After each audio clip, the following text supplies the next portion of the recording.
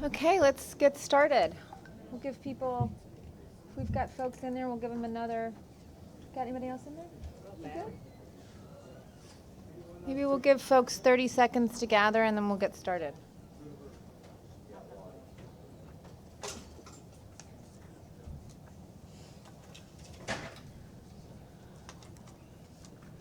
Okay, good morning, everyone. We are actually going to kick off the morning by changing the agenda up to keep everybody on their toes. So what I'd like to start with actually is a couple of award presentations because I think it's important that we do those right at the top. I would love for folks who are receiving those awards to have a full room. And let's do those awards presentations, then I'll make a couple of opening remarks, and then we will get to public speakers. Andy? Thank you, Chair. Good morning, everyone. One of the pleasures of my job, I guess, is the fact that I get to work with wonderful people. We have 50,000 men and women at New York City Transit, and every day we move 8 million people, which is no mean feat, particularly because, as we all know, and we'll talk about this later, there's a lot to do.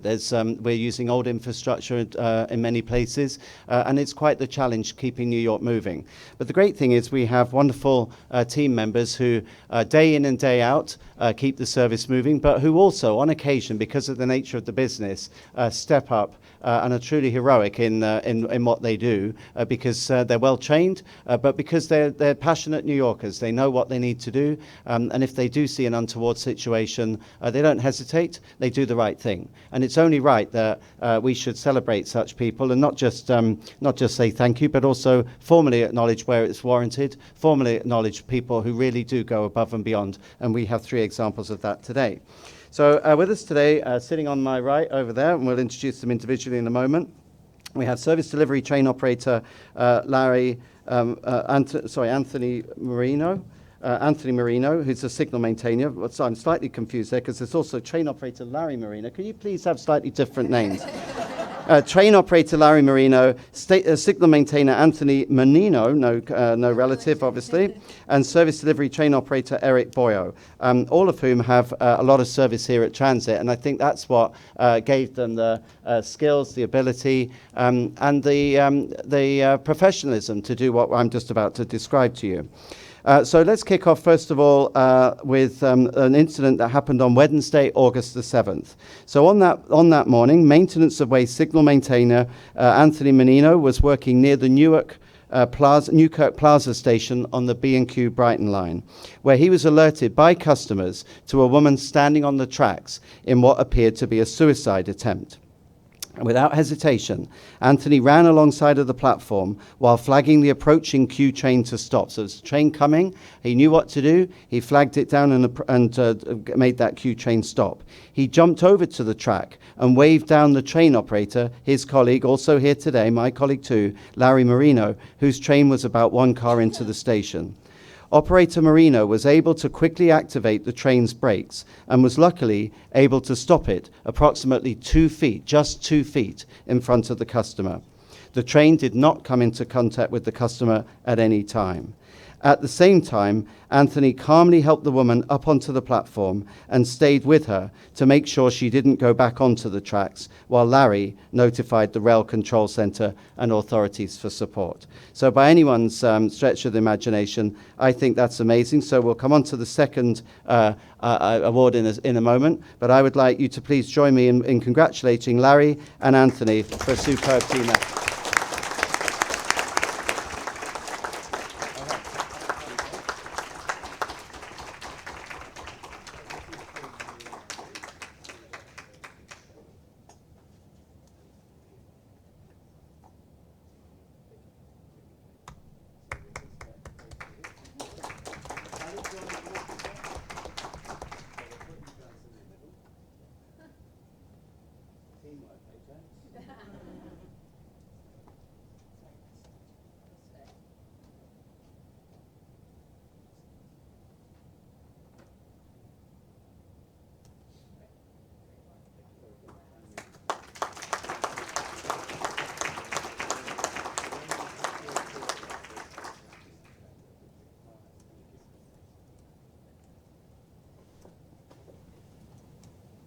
So that to me was teamwork in action.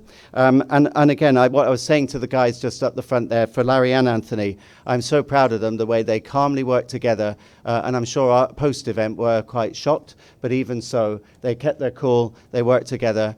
Gents, you're a credit to New York City Transit. Thank you. Sally. But wait, there's more. In a separate heroic act in July, while operating a southbound G into Fulton Street Station, train operator Eric Boyo, who's joined us in the corner, a 27-year transit veteran, was also alerted by a customer of a woman in distress on the tracks. Eric not only slowed and stopped the train in time to prevent a tragedy, but he used his instinct and training to exit the car and calmly coax the woman back to safety. By demonstrating the quick thinking, professionalism, and selflessness that define our transit team members, all three men not only prevented tragedies, but spared our customers significant delays. Thank you very much.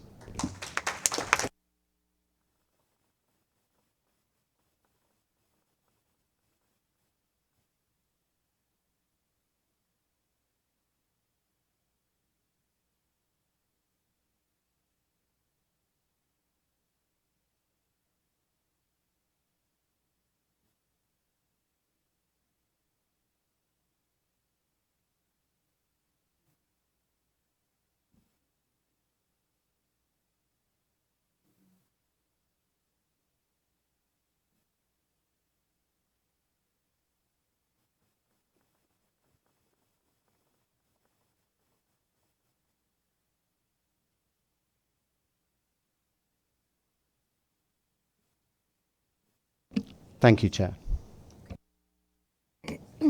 Excellent. Thank you so much, and thank you for your service.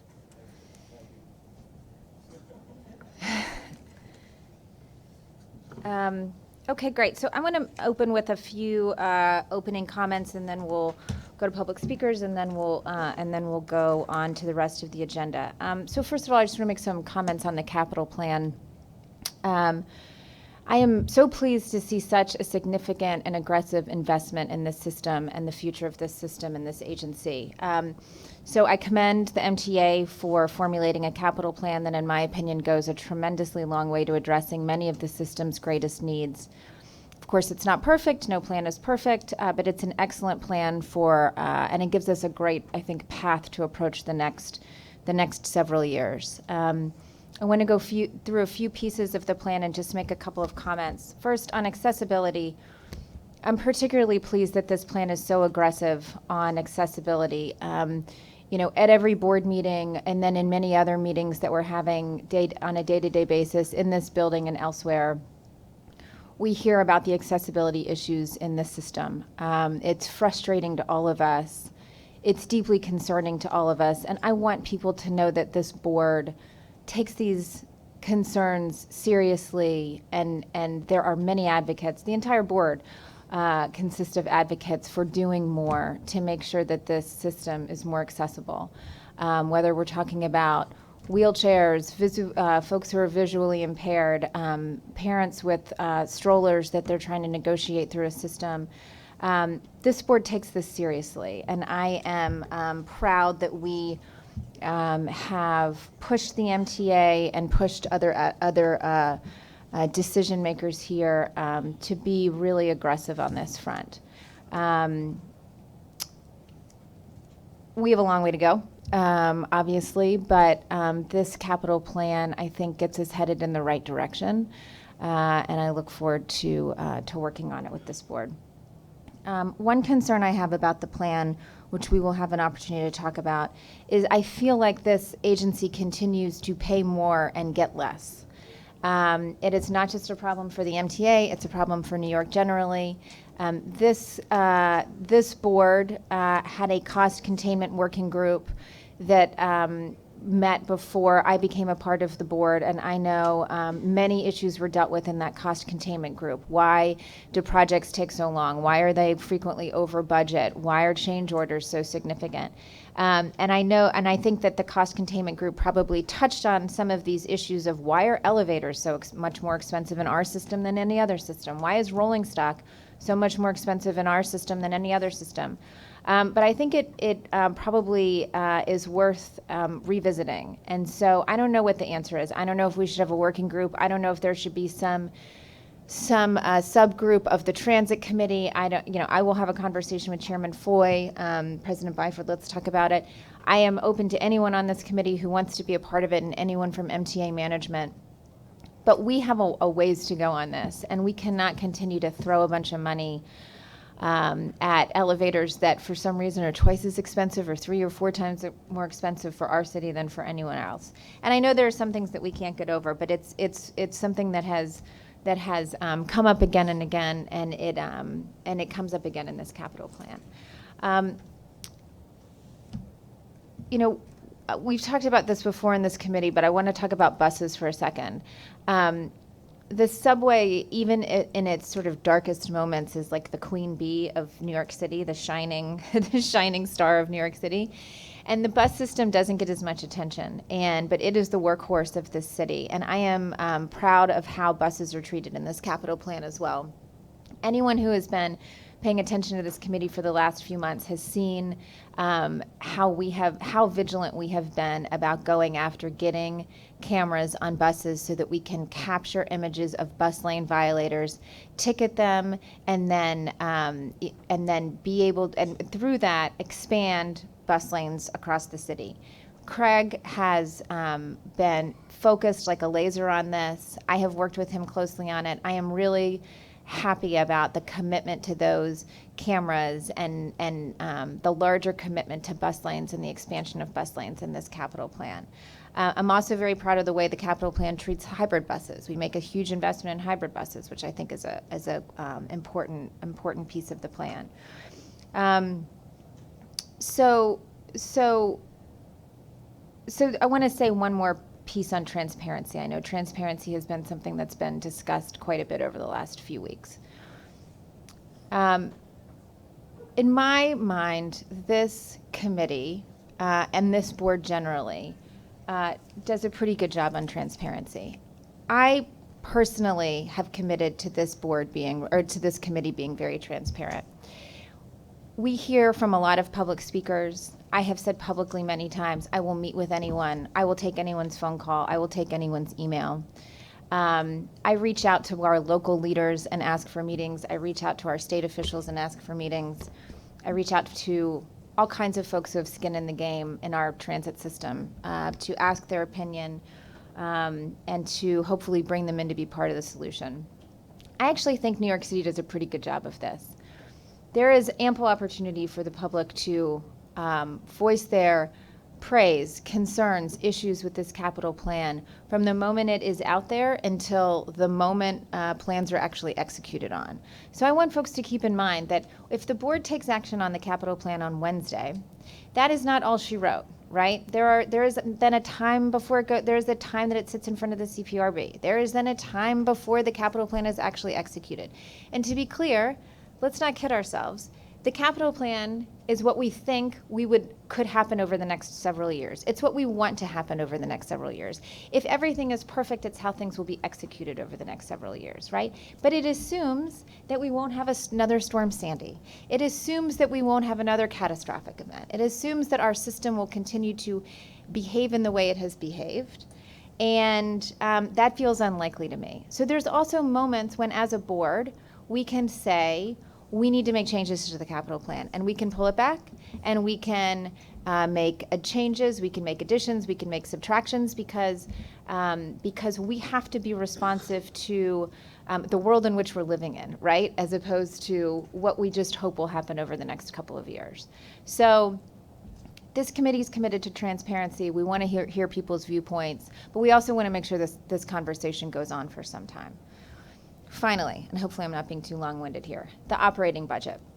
The transit operating budget is a challenge, to say the least. And we've all seen that there have been some recent changes to bus service, and And there are folks who are concerned about that. There is an argument to be made that we are arguably increasing capacity in the morning and maintaining capacity in the evenings with longer headways during the day. There are also folks on the other side who feel like these are drastic service cuts. All of those opinions are valid. The reality is we have a bigger problem here, which is that we have an operating budget that is in a bad place. It is not fair, Andy, President Byford, for you and your team to have to make hard decisions about the operating budget in a vacuum, right? Or without the assistance of others. This committee has an obligation, I believe, and a responsibility to try to be helpful on this front. But you got to bring us the operating budget in order for us to weigh in. So we got to see the menu so that we can provide guidance on what feels like the right cuts, what feels like the right, okay, let's leave that alone. Let's try to shave here. Let's build up here, and maybe we can make up for it over here. In other words, transit management's not alone in this. The committee needs to be helpful. We have skin in this game too. But we need the information in order to be as helpful as we can be. So I don't want to micromanage folks who are trying to execute on running buses and subways on a daily basis. Trust me, I do not want to get in the way, and no one on this committee does. But we want to be helpful, and so particularly where you are dealing with multiple folks from different agencies, from different pieces of state and local government saying, I need this X, Y, and Z in your budget, and that's impacting you elsewhere, we would like to have a role in helping make decisions there. Because I think that we can, I think there is an expectation that this committee has a role to play there. We are certainly held accountable for it, as we should be by the public, by the press corps, by the governor, by state and local officials, by the mayor. So let's jump in and try to be helpful. Last item, quality of life issues. So lots of coverage of so-called quality of life issues in the system recently. I just want to comment on those a little bit. Andy, you and I have discussed this for months. I have been having this conversation with the governor for months. We are all on the exact same page. There is no daylight between myself, the leadership of transit, the governor's office, and anyone else. Customers who are riding our buses, who are using the subway system, have a right to be safe, secure, and have an experience that is not frightening, that is hopefully as clean and sanitary as possible, though this is a New York City transit system, so I wouldn't, we're not going to pass like the dust test or a white glove test. But we need to have a no tolerance policy for sexual assaults, sexual harassment, groping, graffiti, hate crimes, burglaries, pickpocketing, all of these issues. You can say that crime is increasing in the system. You can say that crime is decreasing in the system. You can actually hold either view because the numbers will sort of tell you either story that you want to know. But the end result is, if we've got crimes being committed in the system, then we need to do more to address that. We also have a situation in the system right now that's unacceptable, where we've got folks who are using the subway system as a de facto shelter. It's not safe for them. It's not an appropriate place to be storing belongings or sleeping or finding a home. We've got a bunch of folks who need help, and we should be doing our part to help those folks. But we also have to run a system where a bunch of commuters enter our system starting at 4 and 5 and 6 o'clock in the morning and are taking it all hours at night to get home. And we have to make sure that we're providing a safe and secure system for those folks. So I have been really pleased that you and I and the governor and I are working so closely on this. We'll have more to say about it over the coming weeks. I want to thank you for your partnership on it. I want to thank Patrick Warren, the Chief Safety Officer, who's spending a lot of time implementing this program. I want to thank the MTA Police and the New York City Police Department. Everyone is working together, and I think that we will end up whether it's 3 months from now, 6 months from now, 9 months from now, a year from now, where we will be in a better place. And I appreciate everyone's cooperation while we get there. Long-winded. With that, I appreciate the time. I want to make sure that we can get to the agenda, and so let's start with our public speakers. Thank you, Madam Chair. We have 11 members of the public registered to speak today. Before we begin the public comment period, I'd like to remind our public speakers that in the interest of time and fairness to all speakers, we limit everyone to 2 minutes. Please be aware of the clock in the front of the room and the warning light that'll be reminding you have 30 seconds left to conclude your remarks. The first speaker will be New York City Council Member Ydanis Rodriguez, followed by Jason Pinheiro, followed by Michael Ring. Chairman Rodriguez.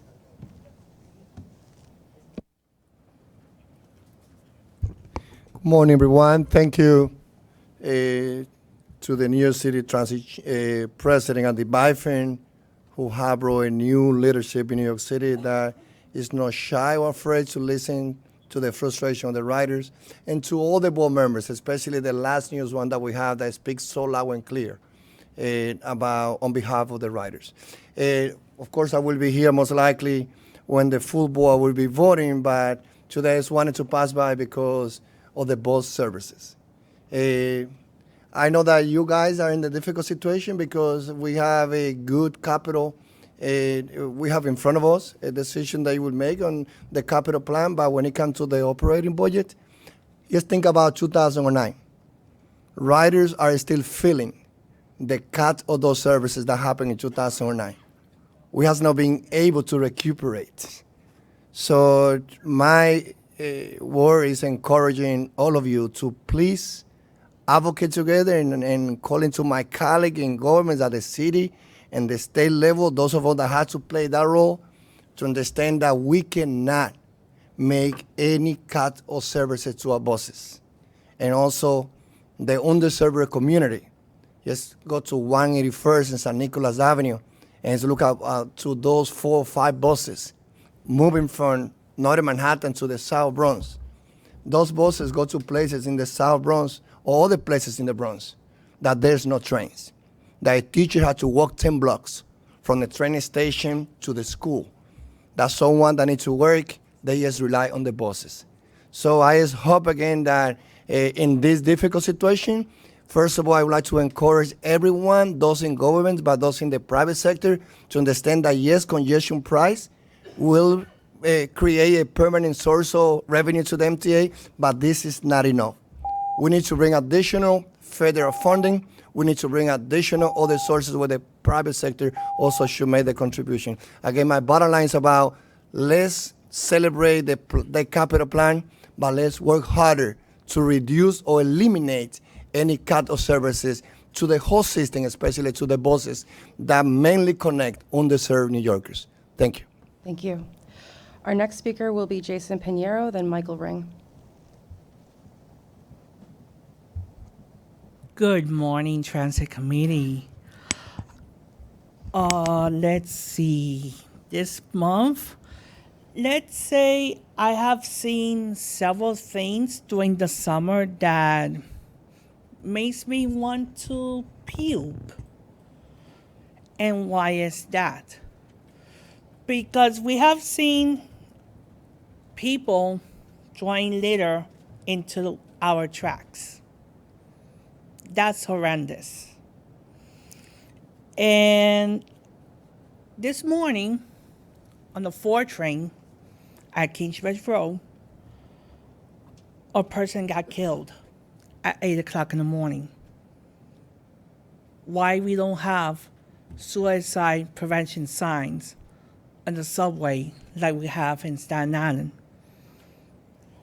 Why we don't have let's say, better ways to manage situations like at West 4th Street and 34th Street Penn Station on the 850 line. Let's encourage our bus drivers to change destination signs before they depart terminals. This is happening especially on the Michael J. Quill bus depot in Manhattan, and especially in Midtown Manhattan. I will like to request to Greg Cipriano to increase capacity on the M42. This is a vital bus route that goes along 42nd Street that passes by Times Square and Grand Central. And I'm doing PM rush. This bus is overcrowded that I'm starting to suffer from arthritis. Let's say more than 50% of the time, I don't get a seat. So let's get the job get Please complete your done. remarks. So that's all I have to say. Thank you. The next speaker will be Michael Ring, then Richard Kahn.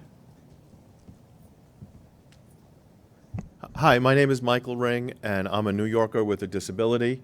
I wasn't always disabled, but 5 years ago, I spent a year needing to use a wheelchair.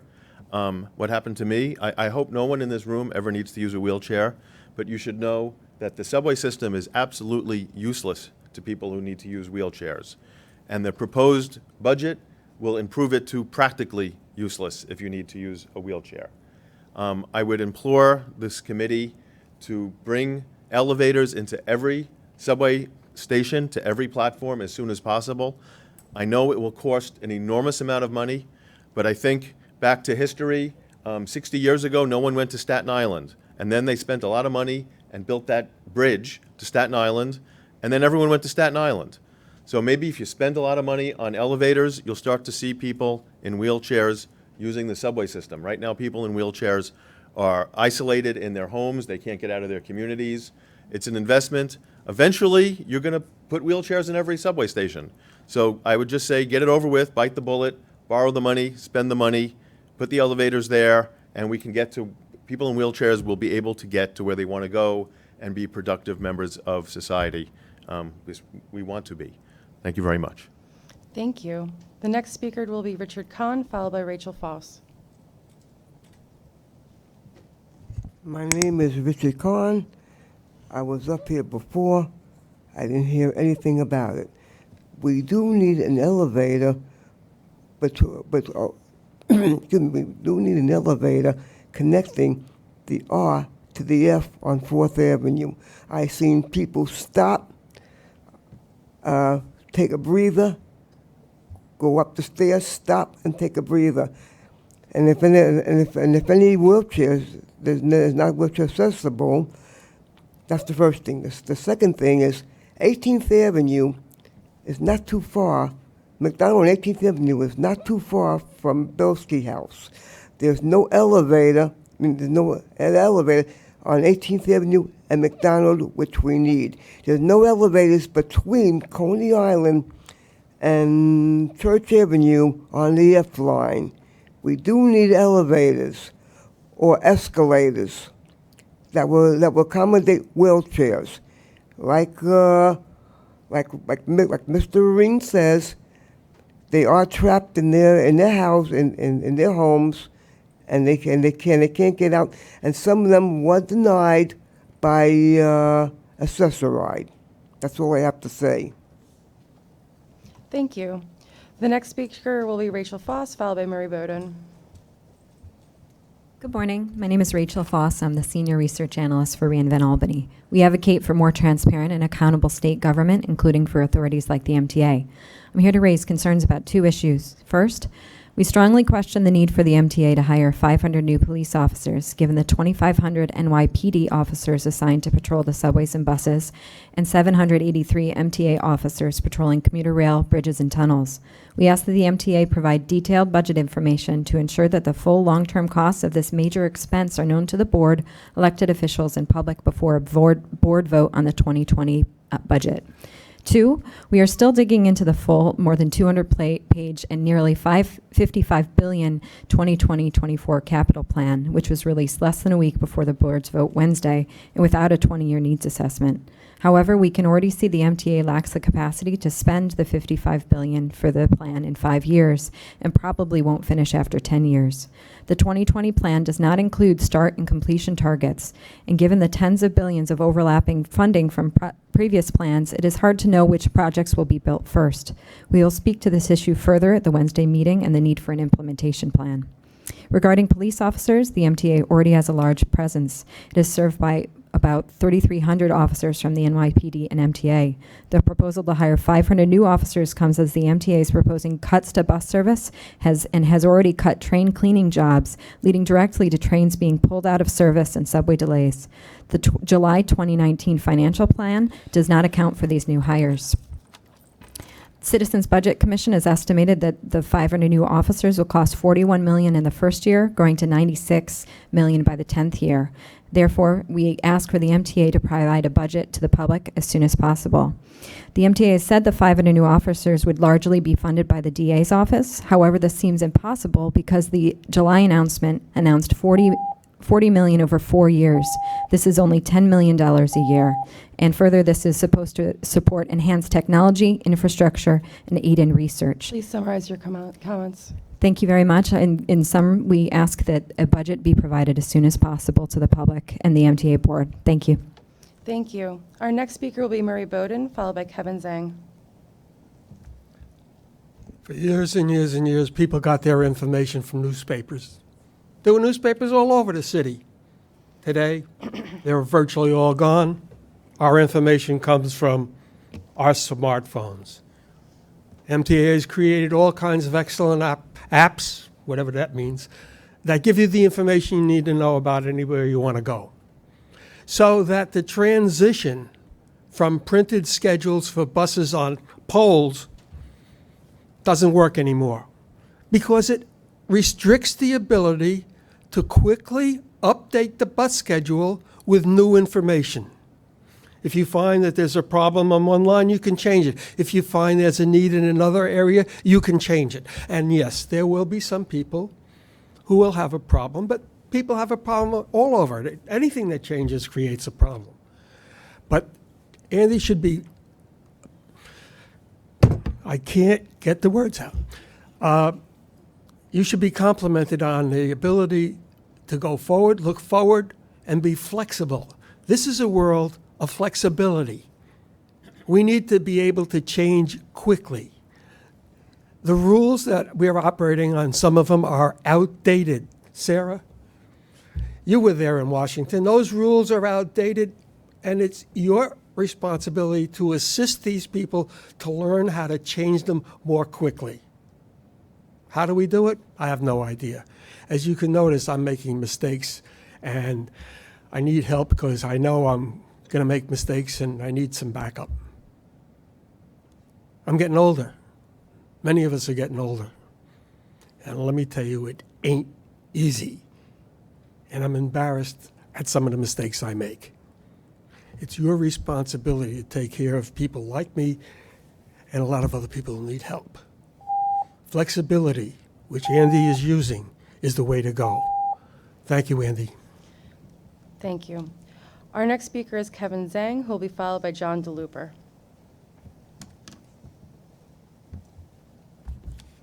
Hello, good morning to Sarah Finberg and Andy Byford. The B46 Select Bus Service having a great news for articulated bus along Utica Avenue so that it has more seats and less crowded bus.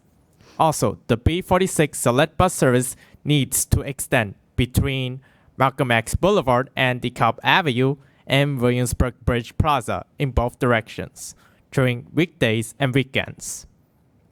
And the B46 local bus will be cut back terminate between Williamsburg Bridge Plaza and Malcolm X Boulevard and DeKalb Avenue in both directions during weekdays and weekends.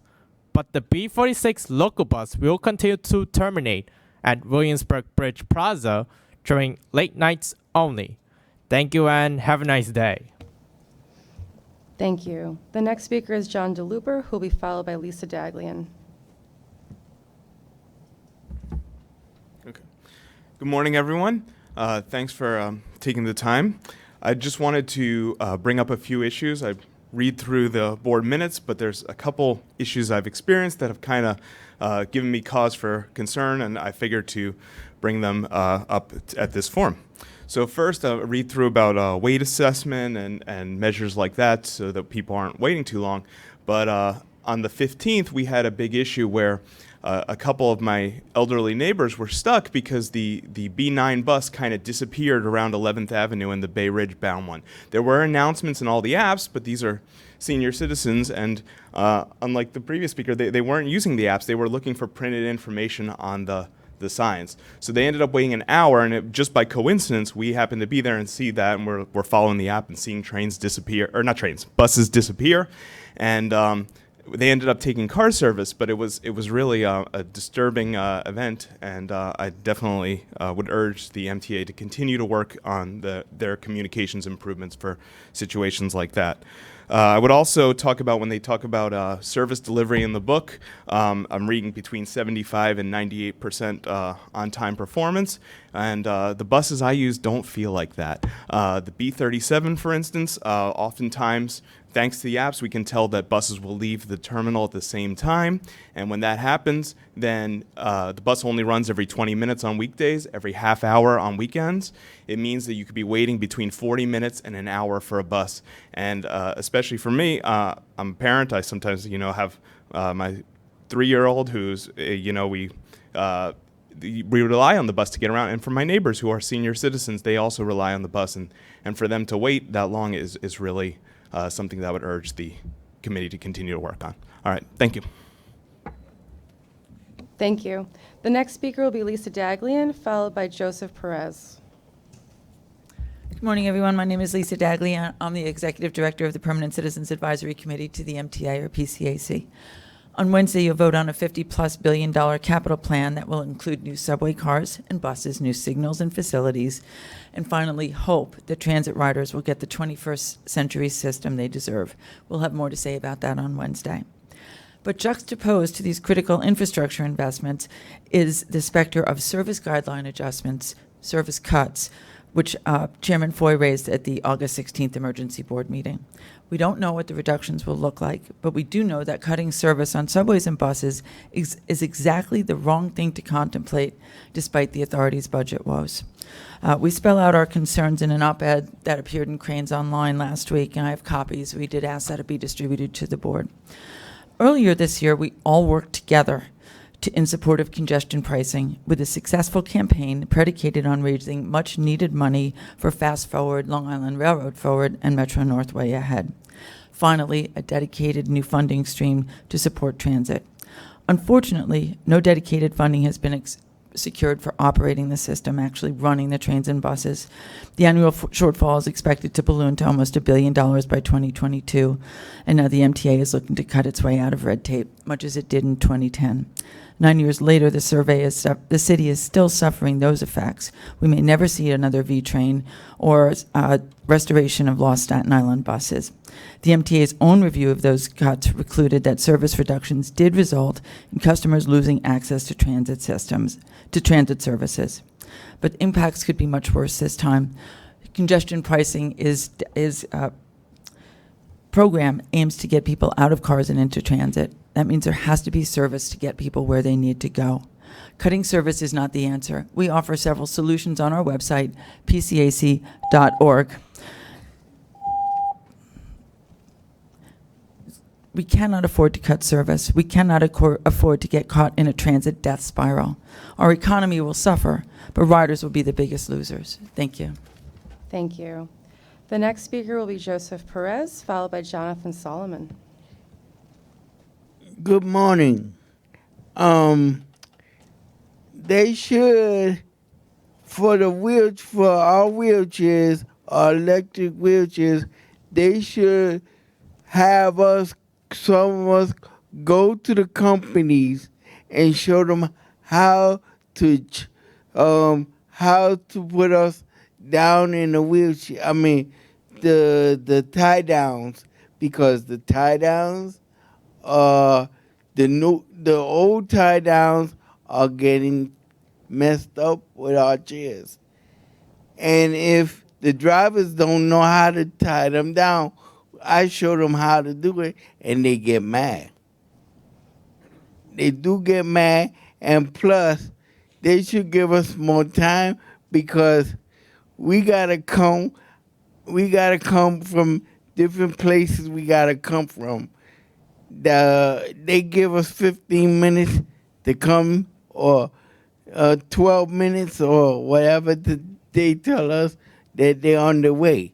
I live on the first floor, but still, when I leave my office, I advocate for my peers and have problems too. And I told them I'm gonna, write them up, and I'm gonna tell them to give me the information, and I'll give it to whoever I gotta give it to. But like this morning, we got stopped by the cops. I understand why, because of the traffic and the UN. And they had to make sure that was good for the driver. The driver turned off his motor, and we had to wait. So if we're gonna have a meeting, they should tell us to leave our house 10 minutes earlier or 10 minutes later. Y'all should tell us to come a little bit early, a little bit late, but traffic is bad. I Please conclude your understand that. remarks. I'll get in touch with you, and I'll send the paperwork to Donna and her colleagues. Thank you. Our last speaker will be Jonathan Solomon. Ooh. Hello. I've been working with a wonderful population for almost 4 years now, individuals with intellectual and developmental disabilities. I love my job, and I love helping and supporting individuals that I serve. That being said, what I don't like and what I don't understand is the system of Access-a-Ride. There are 4 points I need to make about Access-a-Ride. Number one, same-day reservations or day before reservations is the fact that you can't make same-day reservations is very confusing and concerning to me if you're someone who uses Access-a-Ride, especially if you're someone who requires a lift because of wheelchair accessibility needs. I don't understand if someone in a wheelchair or someone with a certain type or certain nature of disability wants to make a same-day reservation with Access-a-Ride, they are unable to because Access-a-Ride will not allow them to. It doesn't make sense to me. Imagine you were that person who had somewhere to be on the day of and did not know it was going to happen until that morning of that day you had to be there. And you had no way of getting there. The subways are not always reliable with the elevators and accessibility. And Access-a-Ride won't make it easy for you to reserve a ride to go somewhere on the same day you have to go. We can't always expect everyone's schedule to be that predictable because it's not that simple. So my second point is the fact that when we have to wait, and Access-a-Ride does not wait. They only give a 5-minute gracing period.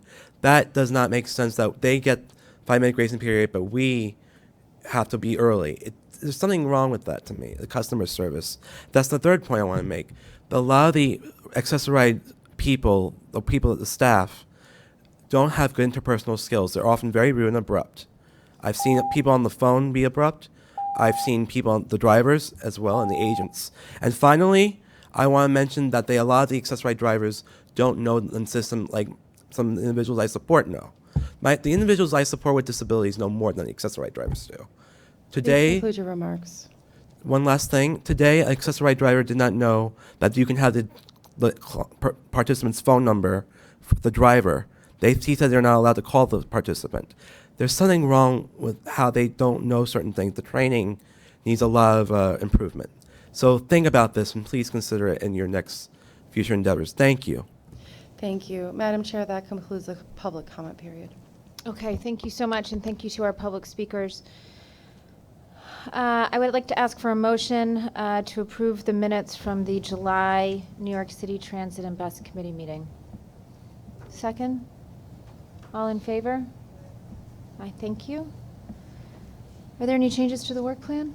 Yes, Chair. The semi-annual service quality report will be superseded by the quarterly customer satisfaction report going forward. Thank you, Tim. I'd like to turn the meeting over to President Byford. Thank you, Chair. Good morning, everyone, again. I'm going to keep my remarks brief because we've got a lot to get through this morning, but there's really only 3 points that I'd like to make. And those are built around not only what's written in the customer service report, which is online, but also picking up on some of your comments and, as ever, some of the comments made by the speakers. So from the start, when we came together 20 months ago as a team, we knew that we had two primary challenges. One was to improve existing service, and the other was to plan for the service of the future, the transition or the transformation, if you will, of New York City's transit service. And we've been doing exactly that over the last 12 months and 20 months as a team together. So in terms of the existing service, you'll see from the book how pleased we are, very proud we are of the fact that after huge amounts of efforts and focusing not only on the Subway Action Plan, but also on Sally's Safe Seconds campaign, we now hit a new milestone, which Sally will talk about, of 84% on-time performance for the subway. And we're very proud of that because that comes as a result of the kinds of people we saw earlier today being awarded, quality people, really passionate people, focusing on the basics and getting things done. In similar vein on the buses, Craig will talk to the results that we've had. I'm proud of the fact that we are making good progress in our bus redesigns, but also focusing on basics on the buses as well, on a route-by-route basis, a save seconds type approach to the bus service, if you will. And that's very much working with NYPD and with DOT to get the basics, the nitty-gritty of running a bus service exponentially better. And Chair, I've promised you what we've put together, which is a bus master plan. I will have that for you shortly. I'm just finalising that. That combines both the Fast Forward bus plan and the work done by our colleagues at the city.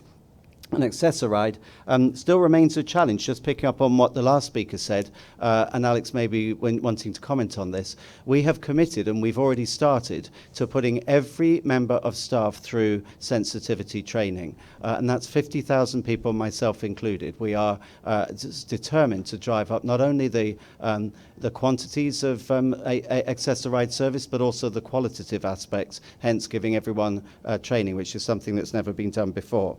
So lots of challenges, but certainly our focus on the existing service, I believe, is bearing fruit. But ultimately, it's not my view that matters, it's that of the customers. And it's good to also see, and Pat will take us through this, customer indices beginning to improve. So then, of course, the dual challenge or the complementary challenge is preparing for tomorrow's service. There's the transformed transportation system of the future. And with that in mind, I was so encouraged, delighted, I said ecstatic, in fact, by the fact that we do have this draft capital plan. It addresses all four areas, all four priorities that we set out 20 months ago. Making the subway, transforming the subway by re-signaling it. No further delay, re-signal with CBTC, ultra-wideband, modern technology. Look at the 7 line, look at the L line, CBTC works. And it is the way of the future, along with other maybe new technologies that we asked the community just on Friday to work with us to develop. Making the system fully accessible. It's fantastic that the capital plan goes beyond the 50 stations that Fast Forward called for and calls for 70 stations to be made accessible. So again, we're very grateful to the board in advance of Wednesday, to the teams that have worked on this program, and also to the support that we've had from the Governor's Office in making accessibility a priority. And the third area, that of buses, along with the cultural transformation, which makes up the fourth. Buses, again, we see huge potential in terms of additional bus lanes, proper policing of bus lanes, but a huge, hopefully, expansion of bus service in the future as our five borough reviews roll out. Final comment I'll make, having talked about the existing service and tomorrow's service, is to pick up on a point, Chair, that you made. I absolutely share your concern about the operating budget. The capital budget, subject to Wednesday's vote, we're in a fabulously good place, and that's hugely exciting for the future of New York. But like one of the speakers, the last thing we can afford to do is get into a death spiral. I said the other day, I'll reiterate, I certainly didn't come over here to preside over a decline in service. We must do everything possible to protect existing service. Yes, make sensible alterations, make sensible tweaks tweaks to service where that makes good sense, good financial sense, tighten our belt wherever we can. But we cannot, must not, and will not get into a situation where we are cutting back service in a draconian fashion. I certainly don't intend to do that, and I'm very grateful to you, Chair, for saying that you have our backs when it comes to making difficult decisions. Thank you. Okay, thank you. I'd like to recognize Sally Librera to go through the subway report. Sally? Good morning. Before beginning my report, I would like to talk a little bit about the incident that happened on the F line on Saturday night. So at around 8 o'clock on Saturday night, an F train that was heading into Manhattan had its brakes emergency activated between Parsons Boulevard and Sutphin Boulevard. Upon inspection of the track side, we found that one of the wheel sets on the front truck in the first car had come off of the rails and was on the ground. We were able to safely move about 200 customers through the train, through a reach train that was pulled up behind so that the customers could safely evacuate at Parsons. The service disruption was lengthy because we did a full safety inspection. System safety led that inspection. We re-railed the train. We completed some minor track repairs that were caused by the incident, and we thoroughly inspected the roadbed to ensure that there were no further hazards. The incident is still under review jointly by our system safety partners and by our engineering and maintenance leads. So we'll be able to report more details as we learn them. So moving on to my monthly report. With regard to recent performance, as Andy mentioned and as we reported in detail at a recent press conference, August hit a historic high or historic best in terms of many measures that we report on. Namely, on-time performance on weekdays hit 84%. That's the best we've seen in more than 6 years. Every line, when we look at August performance, improved with respect to on-time performance.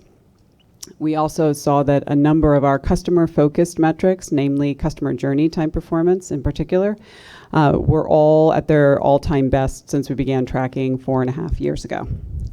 This summer marked the 1-year anniversary of Save Seconds, which has complemented the tremendous work of the Subway Action Plan and has resulted in or has contributed to improvements across the system that our customers are experiencing at this point.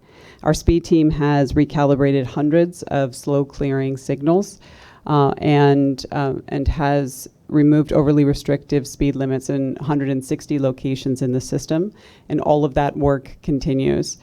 The chart that's on the screen shows the running time improvements that we've seen when we look at from August 19 to August 18, and it's similar to the data that I've shown over the last few meetings. This looks at the end-to-end travel time of trains. It compares the median during the peak for the month of August of 19 compared to August of 18. So what you can see is that all the bars are positive. The two that are missing, the A line is missing because we had a significant long-term diversion in the Rockaways in 18, so we can't really accurately compare the run times 19 versus 18.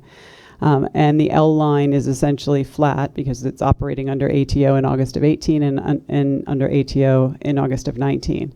But the rest of the lines show improvement when we look at run times. That means run times are actually going down, end-to-end run times going down year over year. The biggest increase is seen on the 7 and the 7 Express. But as you can see, we have improvements in the 2 to 4, even up to 6% range across many of our lines. And this is every line in the system with the exception of the shuttles. So we're very pleased to see this improvement. Sarah. I have a few more comments. Okay, Do you want me go to ahead. continue? Go Sure. ahead. Another accomplishment this summer was the greatly improved performance of the air conditioning units on trains. The number of hot cars that were reported or found during inspection was 30% lower than last year. Elevator and escalator availability did decrease year over year when we look at 19 versus 18. And in both cases, this is due to a series of special inspections that are taking the machines out and some associated repairs that we're making following those. We're wrapping up those inspections and we expect the availability to improve. Also of note, on the escalator side, we've recently onboarded new helper staff. We've recently graduated a new class of apprentices, and we've reorganized the way that we do preventative maintenance so that we're getting to machines more often. All of these we think will contribute to improved performance in this area. As was requested at the last meeting, in your distributed with your materials, and if you don't have them, I have paper copies here. There was a request that we analyze incidents at the 25 plus delay threshold in addition to the 50 plus. So that is that's included in your materials. What the data shows is that over time, I ran it for the past 13 months, shows that the data tracks similarly. We see the same overall trends. We see an improvement in the 25 plus incidents, similar to how we see it for the 50 plus incidents. There are, of course, more 25 plus incidents in the month, about 100 more each month. We also see that the breakdown by categories or by causes of those delays or those incidents is consistent across the two metrics. The reason that we favor the 50 plus measure is because we think it is a better indicator of the incidents that significantly disrupt customer travel. It's not a perfect indicator, but we think it's a good proxy for those significant impacts. So in closing, subway performance has come a long way. We're very proud of what we've been able to achieve over the last few months, which is really culminating it is a culmination of years of work. We know that we have more to do, and we look forward to continuing the progress. Great. Commissioner Loiswell. Thank you. With respect to the F-line incident, appreciating that that's under review, when do we expect to have more information that can be shared with the board as to the cause of that? The investigation's underway. I would expect in a few days we'll have at least a preliminary set of findings, if not sooner, and the full report may take some time beyond that. And if we're done with our board meetings, will that be shared with the board membership in some manner? Certainly. Would you mind doing that?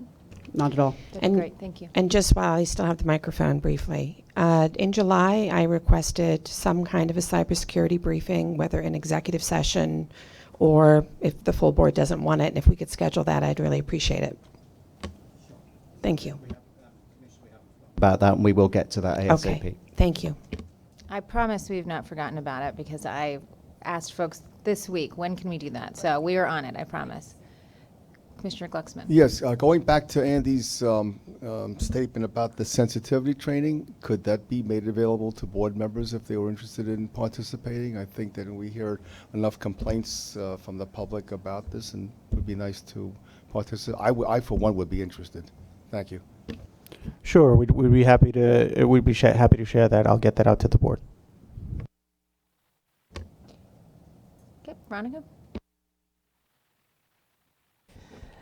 Sally, I was encouraged to see this new graduating class of elevator mechanics. That's really exciting news, particularly for the Bronx, because I see that there's a slew of escalators in particular. So actually not, maybe not, but yeah, okay. Escalators that have been particularly troublesome with low performance rates, and then there's a subset of escalators in Manhattan, Grand Central, Penn Station, Roosevelt Island, for example, that have been particularly troubled.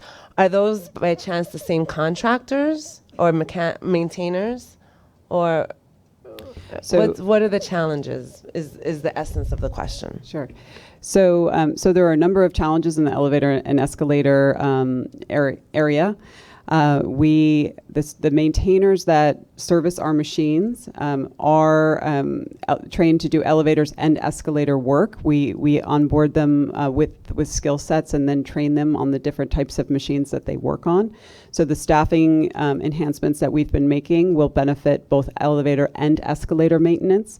The reason I called out escalator maintenance in my remarks is elevator maintenance, elevator availability, with the exception of this August month, elevator availability has been on an upward trend, and we've recently hit a multi-year high with respect to elevator availability. Of course, we want to continue to improve. escalator availability has lagged behind, largely because of the special inspections that I referred to before.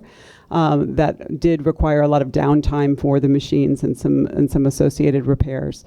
The staffing challenges in the elevator and escalator unit are some that we've been dealing with for a long period of time. Over the last couple of years, we've made a number of changes. We increased the wage rate for elevator and escalator maintainers. We removed the 5-year wage progression, so now we're bringing folks in at top rate. We started the introduction of elevator helpers just this year, elevator and escalator helpers this year. They're now on board. 3 years ago, we started the introduction of the apprentices. The first class of 3-year apprentices has just graduated, but we have more that are in the program. We created an additional elevator and escalator specialist position at a higher rate to handle more complicated troubleshooting tasks. And we have also, as you're aware, we've contracted out certain segments of maintenance in the operation, while we try to work toward onboarding more personnel and to get to full staffing, so that we can focus our in-house resources most efficiently and improve performance of the assets system-wide. You just outlined an incredible list of changes, and I'm really glad to hear that. Thank you. Commissioner Albert. Thank you.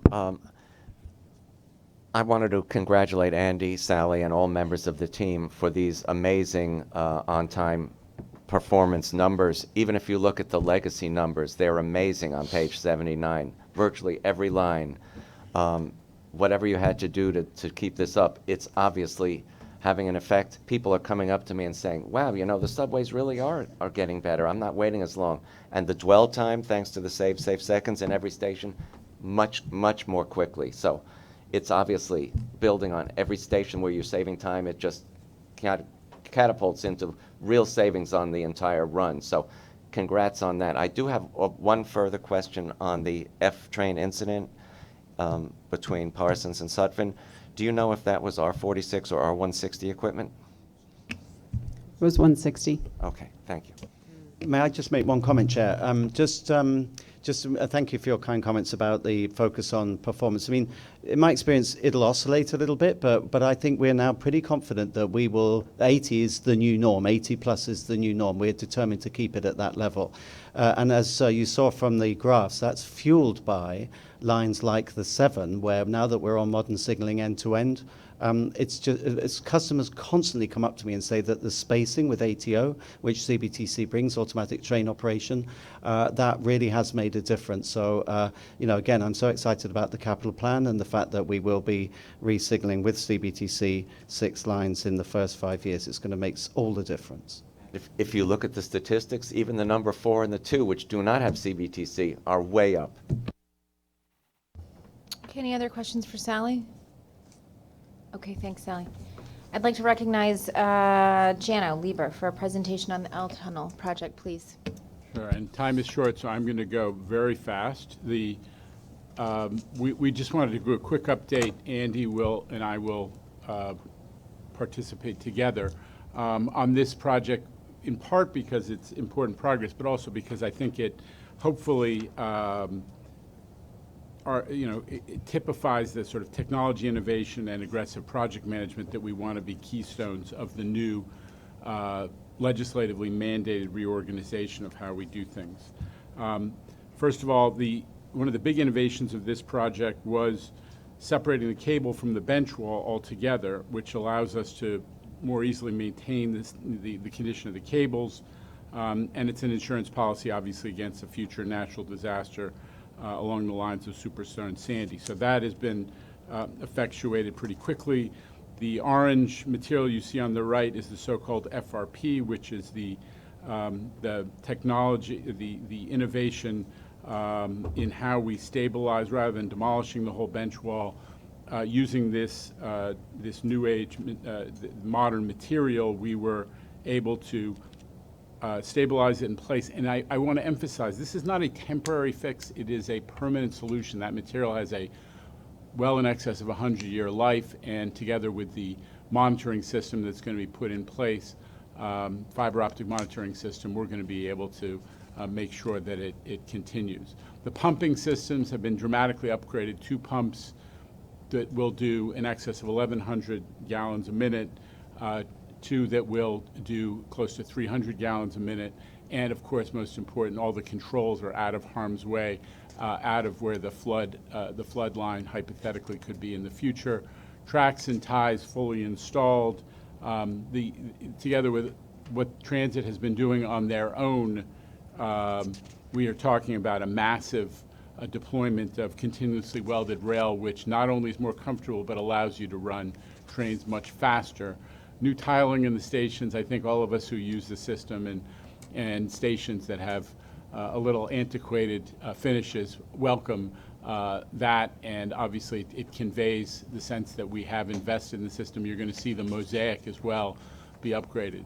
Accessibility, which is one of the, obviously, the touchstones of the new capital program. On the left and in the center is the structure for the 2 elevators being installed at the First Avenue station on either side of 14th Street. On the right, one at Bedford Avenue. So you see we're moving that along. The substation in progress. We're basically done below grade in terms of the structure and starting to restore the street.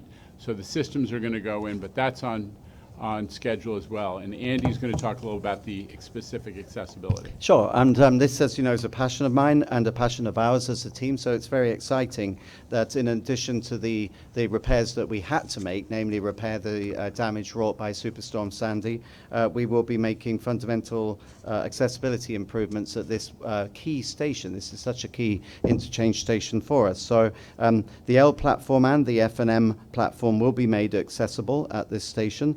And also with the just recently announced draft capital plan, the 1, 2 and 3 platforms will also be made accessible.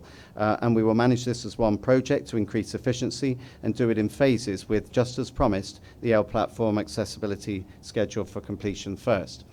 In that same vein, also making improvements, putting something back that was better than what the situation was before, making improvements. Anyone who goes to Union Square, I do every day, it's incredibly congested. You can see there the platforms aren't hugely wide. 18,700 people use this station in the AM peak, 16,500 in the PM. So once following the successful redesign and construction of the 2 platform to N, Q, R, and W platform stairs onto the L project, as you see in this photo here. We're also planning an escalator. Planning an escalator to further alleviate congestion whilst also aiding customers with mobility challenges. So that will enable us, with an escalator's faster means of moving people, to move up to 92 people a minute. That work has already started. We did a possession the other day, an outage where we dug a pit and removed all of the materials ready for the escalator, and that will wrap that project in the spring of 2020. Now obviously, in a big job like this, Yep, sorry, you're doing it. okay, Right. you got it. We're In a big job like this, I'm going to go, where did that just go? back. It's the curse of the clicker again. No, it's I'll my keep fault. talking if you don't mind finding Sure, it. Obviously, while we're doing a big job like this, you've got to keep the service moving in the meantime. So that's the one I was looking for. I'm really proud of my team, obviously working very closely with Jano's team, but we had all these things that we were worried about, not least how to keep the station safe while we were undertaking the work, but also this convoy of works trains that has to go in and out. And just a few weeks ago, we did a record number of work train moves, and they've obviously got to be in the right order. They've got to present in the right order and have the right equipment in them in order that you can get the work done in the particular place for which they've been ordered. So obviously we're very keen to make sure that we hand over on time in the morning to make sure there's no delay to start up. And I was particularly concerned that we should maintain our good on the L line, our good on-time performance. And the good news is that even with all these work trains, the on-time performance from last year, May to August the 1st, was 91.1%. This same period, it's 92.7%. And we've only had, Jano, thanks to you and your team, and working together with Frank, and the subways team, we've only had one minor construction-related issue with returning service on a Monday morning. So that's teamwork in action. It's really good to see. And the other thing that we've paid particular attention to throughout this project, and will continue to do so, is keeping customers informed. And again, a big shout out to Caitlin McCready over there, who writes the fantastic weekly letter that goes out to customers to let them know what we're up to, any service changes, and also we always include imagery of what work's actually being done. So it's a good team effort. Back to you, Jano. So one thing that was the subject of some discussion at the outset of this project was air quality and environmental management. And it's one of the many success stories of this project that we've been monitoring the dust levels and actually specifically testing for silica. The vast majority of the silica samples haven't even there's been no discernible silica when it's sent to the lab. And the dust levels have remained well short of any health impacting level. So what that indicates is that what you see in the photo, which is the enclosures, when there is demolition work, when there is work that creates dust, it's being handled consistent with OSHA and other good practice. And the containment exercise is keeping it away from platforms in public areas as well. Just in closing, let me just say Andy mentioned that a couple weeks ago we had 29 different teams working with 21 separate work trains. This is a model of what we're going to try to do in the future. Take advantage of outages. Looking at my friend Alok Saha, we're really thinking about the next mega projects as being challenges a la third track, figuring out when you're going to take an outage, be strategic, make sure that you can maintain service to the right level, but let's figure out everything we can get done in those corridors and make that the first priority as we are figuring out the next capital program. Overall, I think Andy talked about the benefits and how it's working in terms of service. The accessibility improvements along 14th Street have actually been are part of the stations that are being added to the existing capital program, pursuant to the discussion that took place a couple of board meetings ago about increasing the number of accessibility projects in the existing capital program. And we're just very, very pleased with how it's going and happy to take any questions. Excellent questions for Jano. Yep, Commissioner Albert. Jano, what percentage now would you say we are at in terms of the entire project? Is there a, for instance? Roughly, rough in the neighborhood of half. Half. Yeah. Commissioner Metzger. A comment and then a question. Thank you for your report. As you know, this was fairly controversial at the board, and you've addressed many of the issues that we raised concerns about, so I appreciate that very much. And I'm very happy to hear your progress. But you've got me wondering about something. Not only this report, but the one that you did at the Long Island Railroad Committee. You're using some innovative technology. Sometimes it's innovative protocols on how to get the work done. I ride a lot of systems, not just MTA.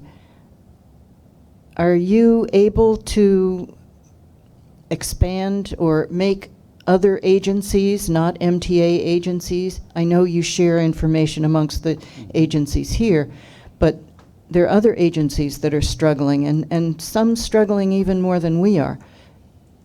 Is there a way that you can disseminate some of the findings that you've made and some of the protocols that you're now using?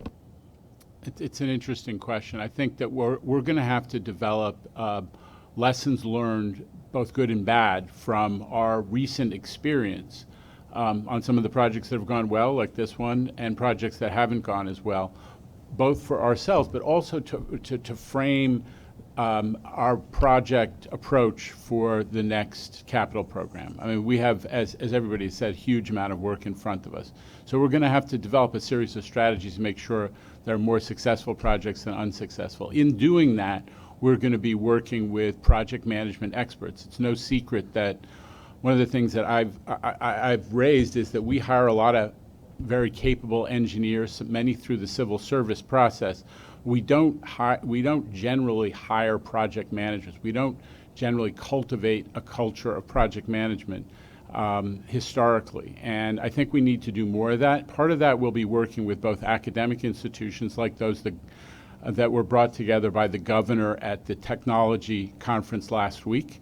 And I met with a couple of, Cornell, Technion, project management academic professionals, and we're going to talk to them, but also other agencies to talk about how they're doing projects differently. There's FTA, FTA sponsors conferences, and we have sister agencies where we have opportunities to learn from and share experience. So I agree with you. We have to do more, but it has to be focused on project management expertise.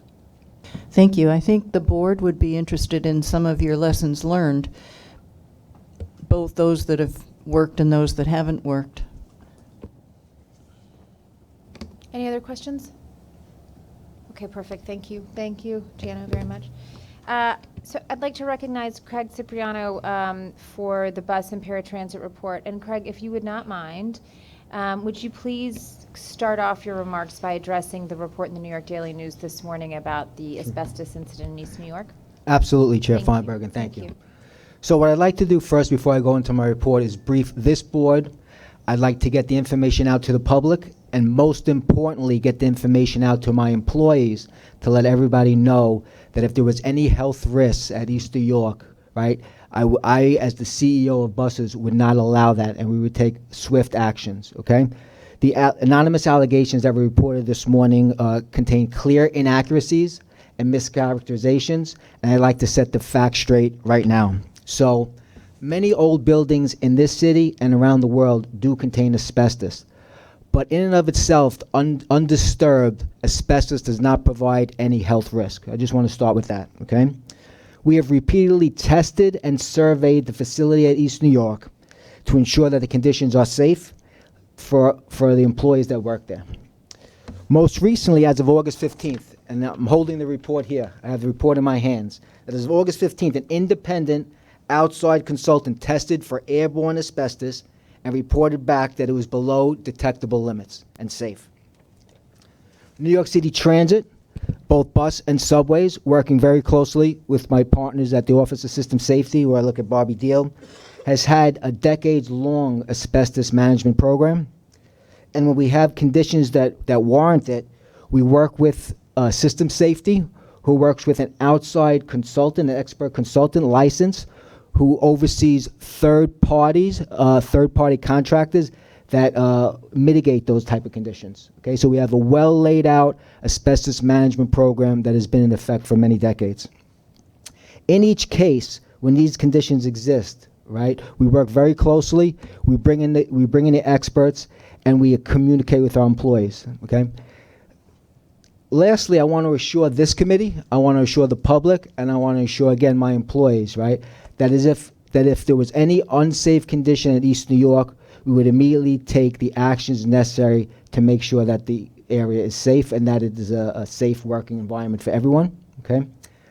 On a personal note, during my career here with Department of Buses, I personally worked in the East New York facility for many years. I still work and, as I oversee it, go to the East New York facility. Members of my leadership team work in that facility and go in those areas, right? I want to assure everyone that we have done everything we can working with our stakeholders to make sure that it is safe and that we are developing a remediation plan for this area as well as other areas in the facility whenever asbestos is identified. But Chair, if I might just add to that, and I was at East New York the other day actually and had a look around for myself. What I would add to that, though, is precisely because I suspect that our employees at East New York are somewhat spooked by what they read in the newspaper today. Precisely because of that, I want to be absolutely certain that we have done everything possible. I want to be absolutely certain that the audit trail shows that we've done everything possible. We have an open book, so we will provide everything that we have done. I'm going to ask the IG, the Inspector General for the MTA, to assist us on having a look at how we've handled the asbestos situation at East New York, to look at specifically the allegations that have been made, and then to look at the facts and give us a report back, which will of course be shared with the board, so that the facts are 100% transparent, and B, so that we can give our valued colleagues, the workers at East New York, absolute assurance that, contrary to what has been alleged, we have not been cavalier with safety. On the contrary, it's absolutely our number one priority, remains so. And so I will be contacting the IG straight after this meeting to ask her to please investigate and have a look at the paperwork, which we will, of course, make fully available. Thank you. Okay, so let's go through the rest of Craig's report, and then we'll take questions at the end. Okay. Sure, thank you. Okay, great. So starting off, I'm excited to announce that beginning October 7th, we will be starting to issue warnings on the SBS M15. That'll be our first route that'll have our onboard automated bus lane enforcement cameras. By the end of November, we still are on track to add the SBS B44, and then contingent upon the lawsuit that's happening on 14th Street, then the SBS M14. If the lawsuit does inhibit that ability, we are working with our vendor on a backup plan for another route. So we look forward to getting the results and sharing that with the board. After a 60-day warning period, just so everybody knows how these violations work, after a 60-day warning period, initial penalty will be $50, and then it'll be the graduation of fine going up to $250. Okay. This past August marked the first anniversary of our first network redesign. It was the Staten Island Express bus redesign. I was out there with President Byford, along with Borough President Otto and our ATU local president Casella at Eltonville Transit Center, meeting and greeting our express bus customers. And then we headed off to the Staten Island editorial board, where we gave a presentation and took some questions. I'd like to share with you some of the results, the one-year results. So I'm happy to report that bus speeds are down 10%, and I guess maybe I'll take a little page at, or up 10%, I'm sorry, up 10%. I was about to say taking a page out of Andy's book. I'm just going to say check, but bus speeds are up 10%. Additional bus stop time has decreased by about 25 seconds on average. Riders are saving more than 2 minutes on average in both the AM and PM peak periods. Trips to and from Eltingville Transit Center, which represents about 40% of all express bus trips on Staten Island, are much improved, with time savings from between 2 and 6 minutes per trip. The number of trips with standees are down by 25%. So there are a lot of good things to share about the first of our 5 borough redesigns, and we look forward to the next one, where we are currently in the Bronx. So we're working hard on the next 2 redesigns in the Bronx and Queens.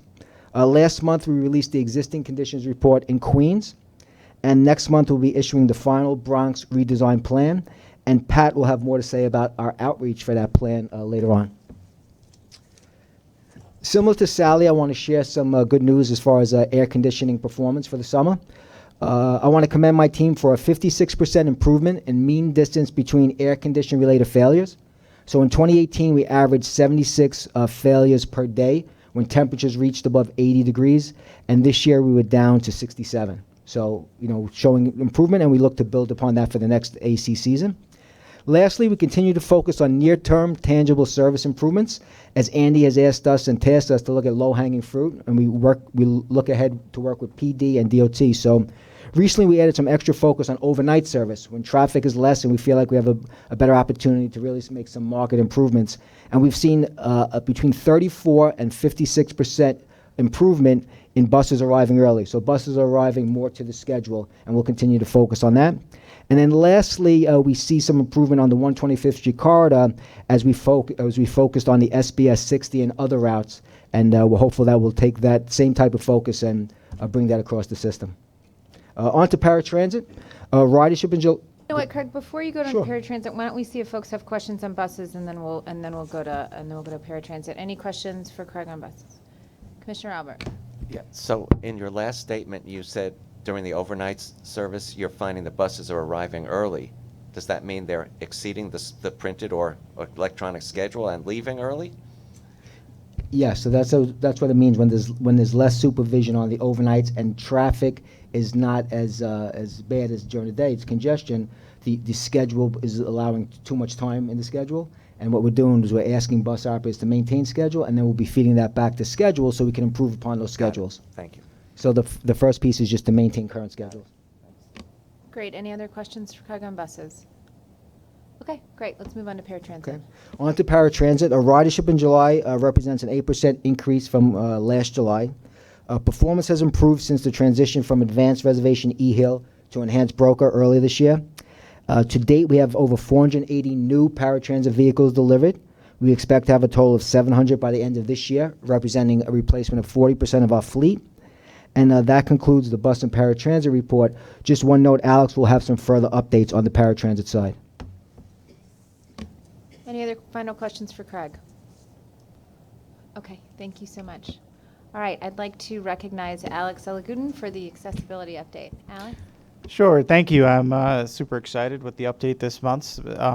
Would be remiss not to mention our capital plan. As we all know, the new proposed plan that does propose 70 new accessible stations in the next 5 years. And to comment on something that you said, Chair Feinberg, we absolutely are taking a look at new ways to deliver these projects. I mean, aside from needing to be incredibly efficient and forceful to deliver 70 projects in 5 years, which is more than a tripling of the most we've ever done, we want to make sure they're better. So we do run a working group with more than a dozen other cities and looking at lessons learned from their ADA projects. And we're working with our CPM division to find out, to look at ways to specifically look at cost containment, look at design review, look at other things so that we can, deliver these projects less expensive and faster. And we'd be more than happy to brief the board at some point in executive session or separately to show, what are some of the new approaches we're gonna take. And I just want to add one other thing is that, when people always say it's elevator projects, in general, the elevator part of an ADA upgrade is less than 20% of the cost of a total project. So elevators are kind of elevators once the shaft is up. It's all the civil work and moving things and utilities and property acquisition and everything else that tends to be the bulk of a project. So we certainly look at all of it, but I think it's just helpful to understand that the elevator portion is actually a pretty small part. So going on to some of the rest of my report, is we're incredibly excited to also announce we're running a subway car announcement pilot with regards to elevator outages. We've heard from our customers that they really want to know about elevator outages when they're on a subway car, not just before or after. And although it is a major challenge for us to get real-time or close to real-time elevator outage information to our train crews while they're operating, we've worked out a way with our subways division and some of our digital information teams to give this a try. So for the next month or two, this will be a pilot on the one subway line, where we're going to learn new lessons, and then hopefully based on if we're able to do this successfully, we'll send this to other lines. And this would ultimately help customers before they get off a stop and hit an elevator that may be out of service. There will be an announcement saying this one's out, the next accessible station with a working elevator is X. So we're excited about that. We're also just recently during the weekend closures on the one line as well, we tried some new tactile edge warning materials at the 23rd Street and 14th Street stations. And what makes this significant is this new material allows us to install much faster and easier the tactile edge warnings at the platform. We just had a visit with the community, with the blind community, to test out how these new platform edge warnings work. And we're meeting with our own subways division, and the goal is to accelerate this project. We know we have about 100 stations left without tactile edge warnings, and we're hopeful that if these new materials perform the way that we like, we can accelerate it. I mean, we were able to do several platforms in a weekend, where usually that's taken lots of GOs and digging up platforms and things. So we're very excited about that. And last but not least, just two last points. This is our first board meeting since July, so I just wanted to highlight we had a very great Community Disability Awareness Day with our buses division at the end of July at Michael J. Quill Depot. You've seen it on the TVs all throughout the MTA, where we had over 100 community members trying out all our new buses and old buses, and kind of really raising the awareness of what we're trying to achieve in terms of bus accessibility. And I just want to say we have when you talk about ADA projects and ADA stations of the future, you think about cost containment, things like that, but also we want to improve the quality of the stations. How can we, when we call a station accessible, how we make it more friendly for those who are blind or low vision, those who are deaf or hard of hearing, So we have an exciting new project coming out next month where we're going to be piloting about 10 new features that will become part of all the ADA stations that we do. Hopefully, if the features perform well during this pilot, you will see them added to old stations, but also potentially on new stations. So stay tuned for more information about that. Thank you. Thank you, Alex. Any questions for Alex? Okay, thank you so much. I'd like to recognize Pat Imbro for the Strategy and Customer Experience Report. Pat? Thank you. I'm pleased to report that August was a very strong month for our Customer Contact Center. The operating metrics are in your book, but I did want to highlight two significant statistics. Customers waited less time this month in August to speak with an agent. Our wait time was down to 199 seconds. That's slightly better than our goal. In addition, our call abandonment rate was significantly improved. It went from 21% to 12%. That's 9 percentage points better than last year. Social media continues to grow as our primary communication channel for our customers. So it's exciting to see that customers are rating their social engagement experience with us above average. Our team received a 3.8 rating out of 5. That's an improvement of 8.6 compared to August of last year. And this indicates to us that our responses are timely and that our replies are honest and transparent. Our response rate is actually up 25% in August. Well, at the same time, our incoming volume is up 29%. We're working to keep up with that. It's also exciting to note that our New York City Transit handle, that's at NYCT Subway, is soon to reach 1 million followers, so we're excited about that. We're also seeing positive trends in the feedback that customers gives us about our service, and it's a true testament to the work that Sally and Craig's teams have been doing. Subway complaints were down 17% from July, slightly up 0.6% compared to August. But our accommodations for subways was up 91%, so that's quite remarkable. Bus complaints were down 6.6% compared to last month, 5.8% lower than last year. And again, accommodation for buses was up 47% from August of last year. And I'm also happy to report that complaints about Metro cards were 7.1% lower compared to August. Our community engagement teams were busy this month, as usual. They organized and managed 9 public events, including 2 group station manager meet and greet events. Those took place in Brooklyn. We also participated on the 3rd annual Riders Response Train Tour. This is a 2-day system tour that gave customers the opportunity to discuss their concerns and issues, provide input to our leadership, and it was in collaboration with our elected officials. As Craig told us, the Bronx redesign plan will be released in mid-October. This is actually 2 weeks later than what we had originally released as our public date. The reason why we did this was because we decided to continue discussions with our Bronx customers and their representatives. We wanted to ensure that the final plan accurately represented and reflected the priorities of all the neighborhoods and communities in the Bronx. So we believe that our commitment to collaborate with our riders on the bus plan that reflects their desires is critical to success. In summary, we engaged with over 800 people at 9 open houses. We deployed street teams throughout Bronx neighborhoods, and they distributed 16,000 information pamphlets to tell people about the redesign. We also created a dedicated micro website that garnered 15,000 unique page views. And we also created an online survey for those who couldn't come out to the open houses. They were able to provide their comments on a survey that garnered 1,300 responses. And I think that everyone agrees that this has been a highly interactive and productive experience, and we're excited to be able to release that report in October. Finally, I wanted to mention that our promotion and sales group is having a very successful year to date. We netted $992,000 from our MetroCard advertising program. I smile at Tim. This is $166,000 more than we garnered last year. Revenue collected from this program is used to support transit services and operations. And finally, just a reminder, October 1st opens up our Q4 customer count survey. That's our customer satisfaction survey that we've been very successful about getting a lot of good input and sharing that with our operating departments. So we encourage everyone to go to the website to take that survey. The web address is newmta.info/customer count. Thank you. Thank you very much. Any questions for Pat? All right, thanks, Pat. All right, let's move on to safety. I'd like to recognize Robert Deal for the safety report. Okay, thank you and good morning. I'd like to just highlight a couple of things from the safety report. Bus collisions and collision injuries have shown a slight increase. However, customer accidents have been trending up in the most recent 12-month period. We've seen our largest increase, though, in a category that we have is thrown by movement. And that seems to be mostly due to operators trying to avoid cars, pedestrians, or bicyclists. Bus operations are trying multiple approaches in order to reduce these accidents. Some of them are their undercover rides, which is performed by Department of Buses. They did about 500 in August, and they do year-to-date roughly about over 4,400.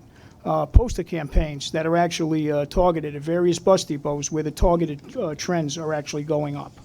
And they also do performance monitoring of operators that have had accidents. Subway customer accident rates were relatively flat when comparing both the 12-month periods, but it's worth noting that the accident counts have shown decreases practically every month since February.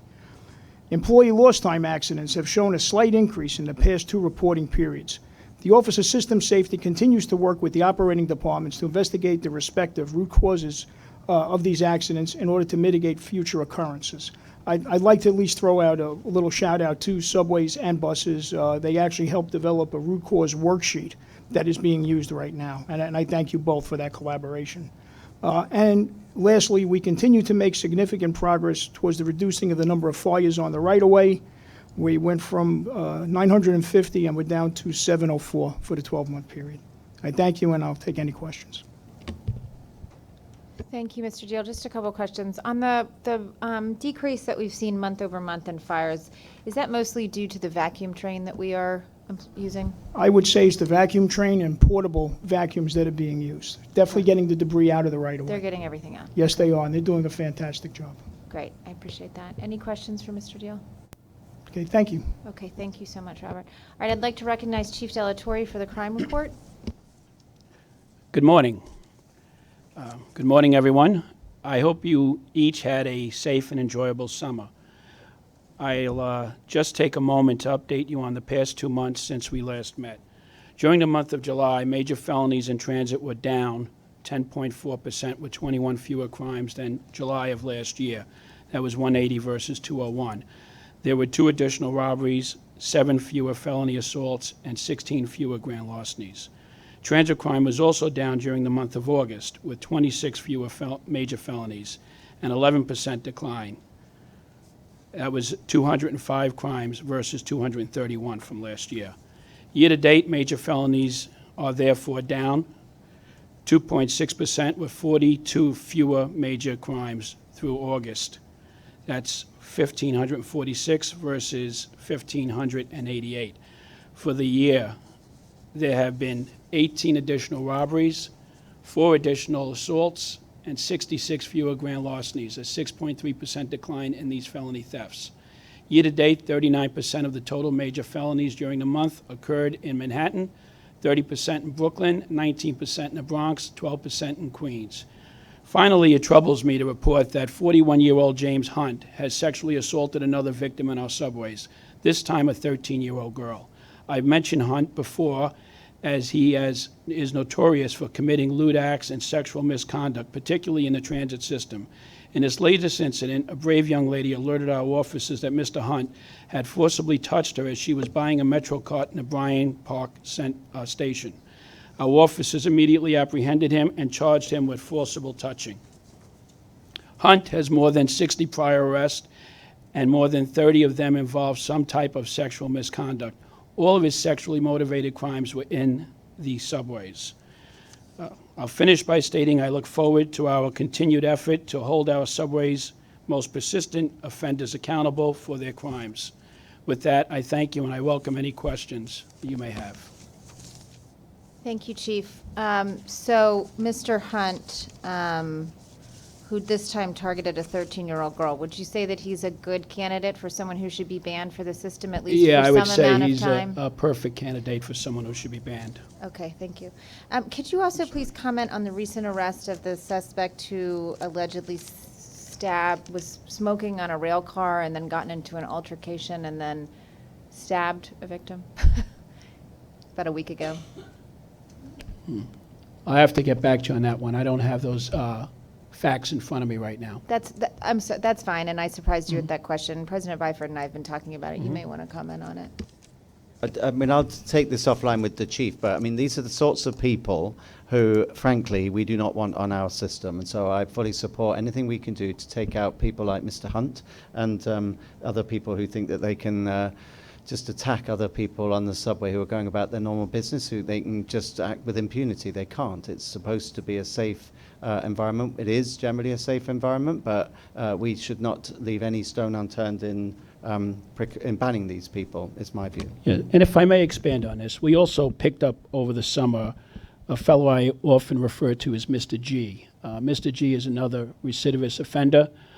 He not only molests our riders, but he also picks their pockets, cuts their pockets, and commits grand larcenies against them.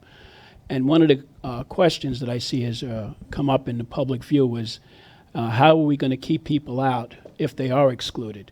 Well, just to give you an example, Mr. G was followed by our teams on 4 separate occasions throughout the summer. We knew he was in the system hunting for a rider. And each time we picked up on him, we followed him until he either made us or lost us. Finally, near the end of the summer, we did apprehend him live in another grand larceny, and we found he was also wanted topside in the 5th precinct for a robbery as well. So he's another perfect example of somebody who really should be excluded from our system. He got out of jail in June, and we knew he got out of jail. We sent out an alert, and our officers were watching him. The reason I say this is, people often ask, how would you effectively exclude somebody? Well, as we followed and saw Mr. G at least 4 times, and that's only one team. I'm sure my other team saw him as well. Each of those times, he would have been ejected from the system or arrested for being in it had he been excluded. So prior to him actually victimizing someone else in the system. Right, as opposed to waiting for him to victimize someone else Exactly. and then arresting him. Great, I appreciate that. Okay, yep, Commissioner Lacewell. Thanks, Sarah. I'm just wondering, before we get to a comprehensive resolution of this issue, for individuals who offend and are in the judicial system, can't we get it in front of the judge who's going to resolve their matter, and then the judge can consider it as a condition to release whatever the appropriate condition may be, assuming due process and access to a job and so forth? So it's a great question, yeah, I think David can probably answer it. Although, David, just remind us, I believe in the motion that was passed by this committee, I can't remember what we called it, the Sense of the Transit Committee or whatever, dealing with this issue. One of the things we said was we wanted to be able to communicate to judges that for folks who were in the system and appearing, that we were concerned about recidivist behavior, concerned about crimes that have been committed. So I know that at one point we had that conversation, but I think you're best placed to answer Commissioner Lacewell's question about what more we can do. Yes, that's absolutely right. While we said that we believe the legislative approach is the right way to go, we also said that we will, in the meantime, we will continue to work with DAs in the court system. We do that. We have regular contact with the DAs. We work closely with Chief Delatorre. We continue to urge that these penalties be imposed. We believe that, among other things, probation terms are an excellent way to achieve this, and we will continue to advocate that with the Transit Bureau. Other questions? Yep, Commissioner Lynn. Yeah, let me just follow. The Misters Hunt and G, and I assume there probably are half a dozen more that could be in that group. Why can't they be a test case for what can be done now in terms of not waiting, but are we doing everything humanly possible to bringing this half dozen, if it's a group of 6, why can't we make that happen within existing law? So if I might jump in here, I think we can. I think we have to have due process for anybody that we exclude. I think there's all sorts of restrictions that could be put in place. It doesn't have to necessarily be a lifetime ban.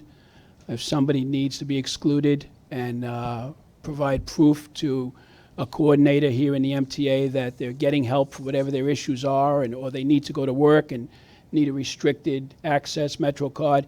I think those are all different things that we can explore and discuss as a group to see which is the best way to put something in to keep our riders safe. David, you may want to respond on this as well. To date and actually for the past 15 years, various sort of general counsels have been looking at this issue and have continued to come to the conclusion that we need legislation. We've also looked at other systems. San Francisco got legislation to do this. Washington, D.C. continues to go to courts, to judges in order to try to get bans. Chicago works with the criminal justice system.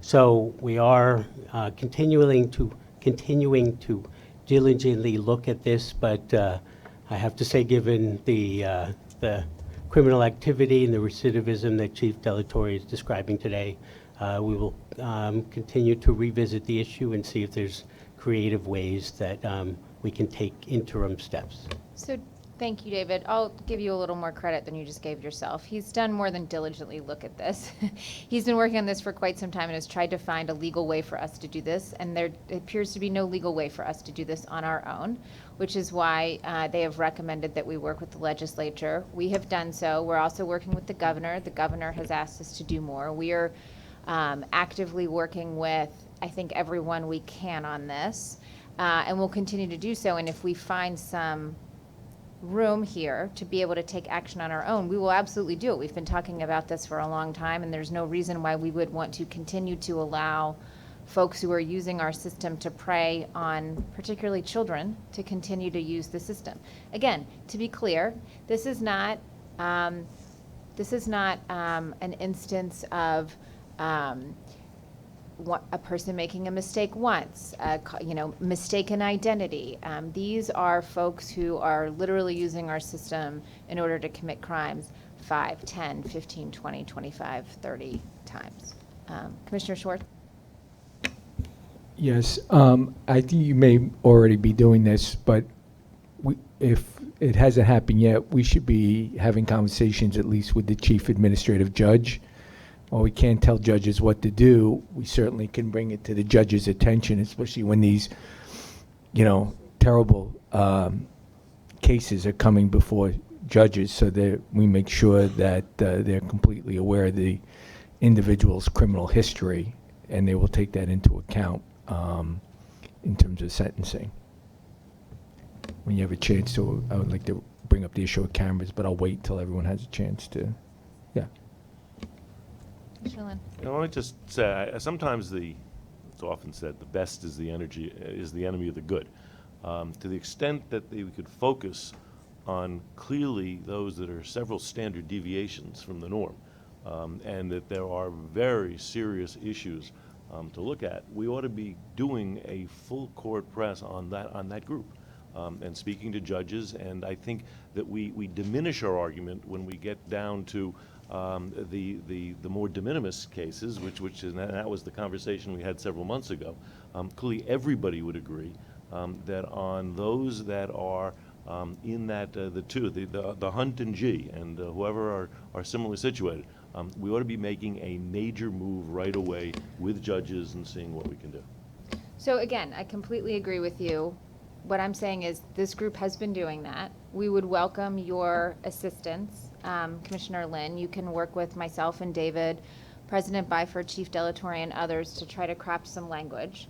But my point is that is what we are doing. And, despite commentary that we have to be careful not to paint with too large of a brush here, that is exactly what we are doing our best to avoid. So I would say jump in, the water's warm. We would love your help. Any other questions? Commissioner Schwartz, you want to make a comment on, ask a question on cameras? Yes. Throughout 2019, Commissioner Feinberg, yourself has raised the issue of cameras in our subway stations as well as cameras on our buses. I have raised this issue of trying to make sure that the next capital plan included cameras in potentially in all our subway stations, but also on our commuter rail stations, to increase the public safety element for our riders, that people feel comfortable, right? It's being done throughout New York City successfully above ground, and I want to be able to try to replicate that success below ground for our transit riders. With the capital program coming forward, and I'll just state on the record, I support the new capital program. I'm going to vote yes on the capital program. I think it's come very far in addressing a lot of the things we need. There's no such thing as perfect. It's very good. And we always had the flexibility of amending the capital program over time as things come up and we want to make changes to it. So I'm certainly not going to ever hold this program up because it's not necessarily perfect. I did ask MTA leadership to give me an update on where we were with respect to addressing the issue of cameras within our entire transit system. And I was given a white paper last week, and I appreciate the time and effort that went into this white paper. Somebody took, or a team of people took a lot of time and effort to put it together, and happy to make sure that other members of the board get copies of this thing who are interested in it. I don't want to delay this meeting any longer than this committee takes to begin with, so I'm going to only take a couple more minutes because it's already 12:15. I don't pretend to be an expert in technology, and I'm not going to pretend to be an expert in law enforcement and public safety. What my takeaway in reading the white paper is, which led to more questions than potential answers. One is, we use two different types of cameras. One's called a personal identification camera that really kind of deals with areas around the turnstile. It's more focused on things such as fare evasion. And then there's other cameras called situational awareness cameras. Personally, I don't know why one camera can't do everything, as opposed to having two cameras doing two different things. But somebody smarter than me may have a great answer to that. Also, only about 170 of our 472 stations within New York City Transit have either PIDs, they call them, or situational awareness cameras. And the vast majority of them are not connected through what's called a connection-oriented Ethernet, through some internet thing where you get it in a real-time basis. They are locally recorded, and so you have to make a request, and then someone goes and gets the video footage. And in this report, it demonstrated that because of an increased demand for that footage, we spent over 53,000 people hours sending people out to go collect that footage. So I did a little kind of quick math, and I kind of lowballed it at $50 an hour, which that included fringe benefits, which meant it was lowballing. That's $2.6 million, and people just going and getting the footage. So and there, to me, is not nearly enough money in the capital program to fit out cameras, the right cameras in the right locations in every single station, both within the New York City Transit system, let alone Metro North and Long Island Railroad, where it's needed, and what the right camera is and what the right infrastructure you need, whether it's wireless or this thing called COE or some other technology that would be effective and inexpensive. But what I would suggest is to get the right people together. I talked to Chief Delatorre this morning before this committee met. He wasn't familiar with this white paper that was submitted to me. I want to make sure that both NYPD, MTA Police, whoever from New York City Transit, whoever else we need from Jano's office, team, etc., that we get everyone kind of in a room to kind of talk through this issue and try to get everybody on the same page and to get a briefing for all the board members. We've been doing these monthly board briefings that Pat has put together. This certainly should be on the agenda for discussion and for board members to ask questions. But, making sure that our transit riders and the community at large, whether you're a regular user or you're a casual user or you're a tourist here, we need to make sure that everyone feels safe. I mean, this thing with situational awareness cameras, look, I'm all in favor, as every other board member, in doing everything we can to crack down on fare evasion, because it's out of control. It's been out of control, more with the New York City buses than probably the New York City subway system. But we need to also focus on what they are calling situational awareness. I'm concerned about, and it's been raised, about somebody throwing something on a track that could cause a derailment or a track fire and put people on our system at risk. We need to be able to capture that, as well as issues dealing with the homeless. We need to be able to capture assaults or any kind of other criminal activity, whether it's against a rider or a New York City transit worker. So I just want to make sure that we can come up as quickly as possible with some kind of holistic plan with a sooner rather than later timetable. Some of the last things I'll say talks about trying to get federal funding from DHS, the Department of Homeland Security. That's another thing we need to talk about.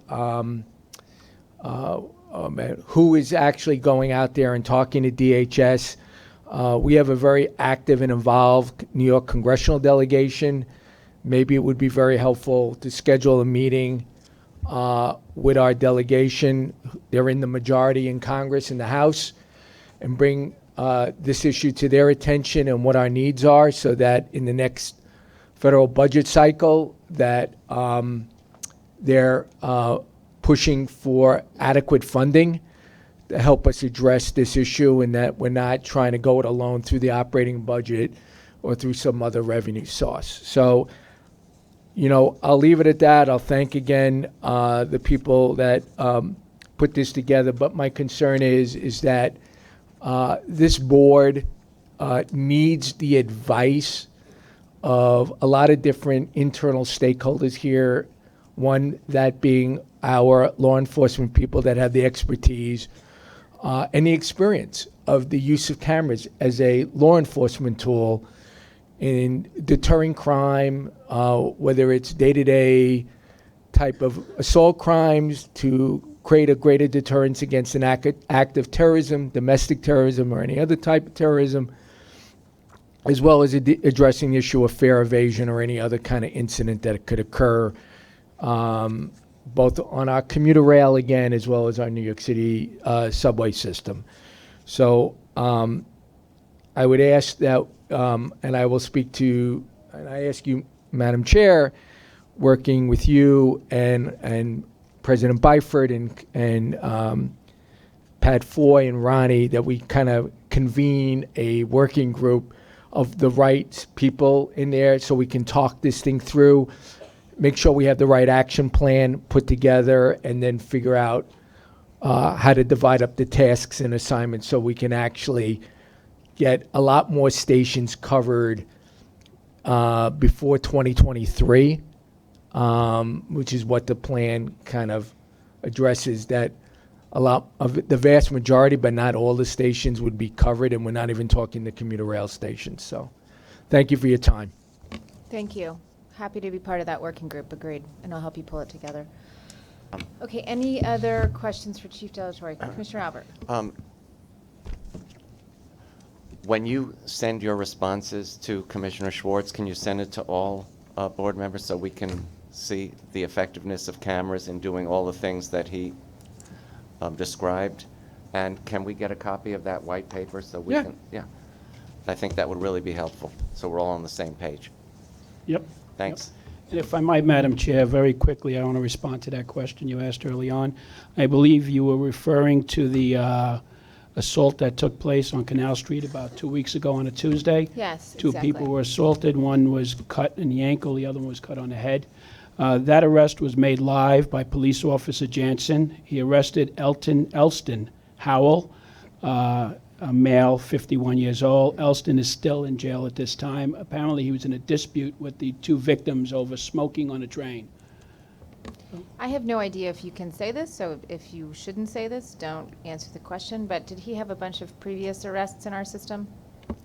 He did have a bunch, I can't say, but definitely he had many prior arrests, some in the system, some exhibiting violence as well, you know, throughout his career. Okay, So, thanks, yeah. Chief. Any other questions? Okay, thank you so much. All right, I'd like to recognize Jai Patel for the financial and ridership report. Thank you. Thank you, Chair. Total year-to-date ridership for August 2019 was 1.5 billion, which was 12.4 million trips above forecast. Average weekday ridership for August 2019 was 6.8 or 4% above August 2018. Average weekday ridership for the 12 months ending August 2019 was 7.3 million or 1.3% lower than the 12 months ending August 2018. August 2019 year-to-date fare box revenue was a little over $3 billion, which was 28.7 million above the forecast. Non-reimbursable expenses for August year-to-date exceeded the forecast by 88.9 million, or 1.5%.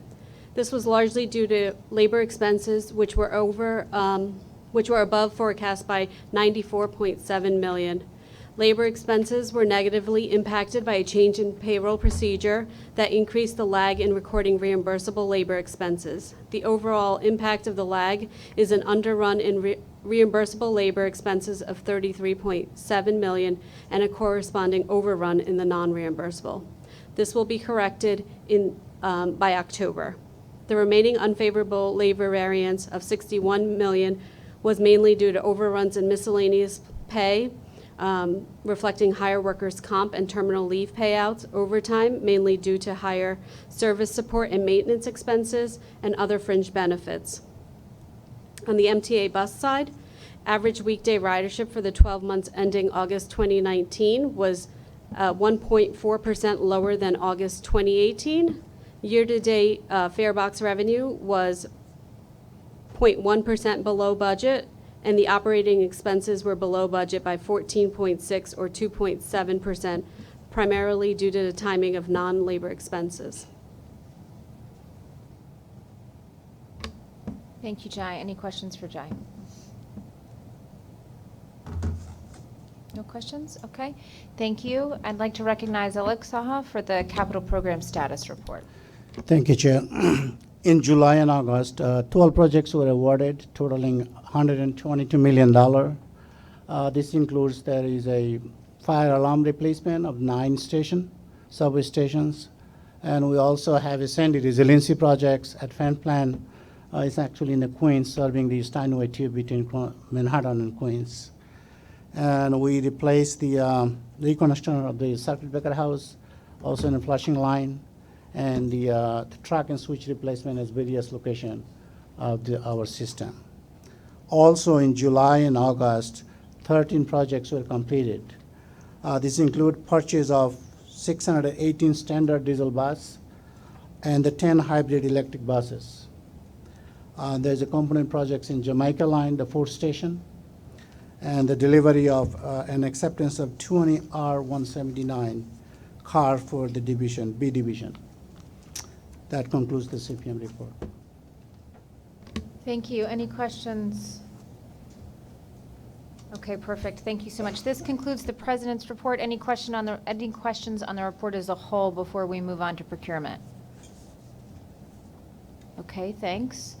Okay, I'd like to recognize Steve Plachaki for the procurement package. Madam Chair, I'm sorry, one go ahead. procurement, if I could, before Steve takes over, just to highlight something I should have mentioned at the outset, which is there is one procurement which is an option for additional design on the 2nd Avenue subway. It was an option that was part of the original design contract approved by the board. We're activating it now because the federal full funding grant agreement process has moved along, which is good news.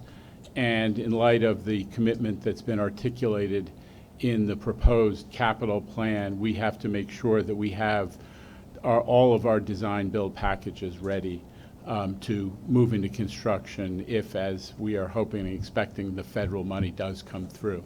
So that's the backstory on the option that you have before you vis-a-vis the 2nd Avenue subway. Thank you for that explanation. Steve? Good afternoon.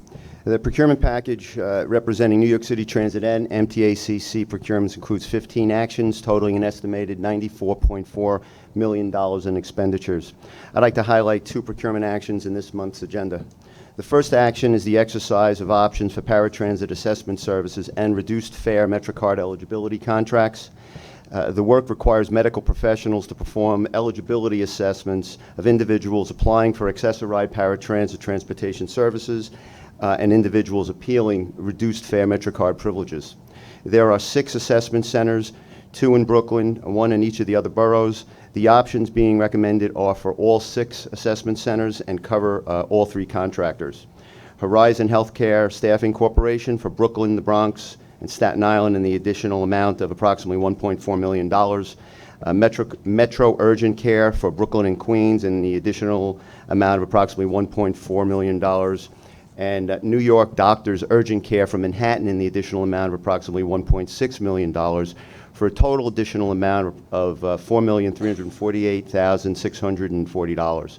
Pricing for this service was pre-negotiated and established during respective competitive base contract awards and is deemed fair and reasonable.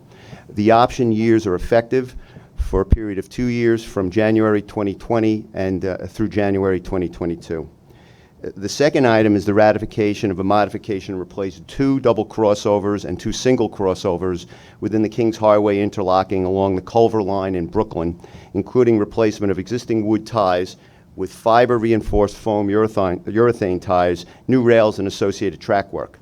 Base contract was competitively awarded in October 2016 to LK Comstock in the total amount of $98 million.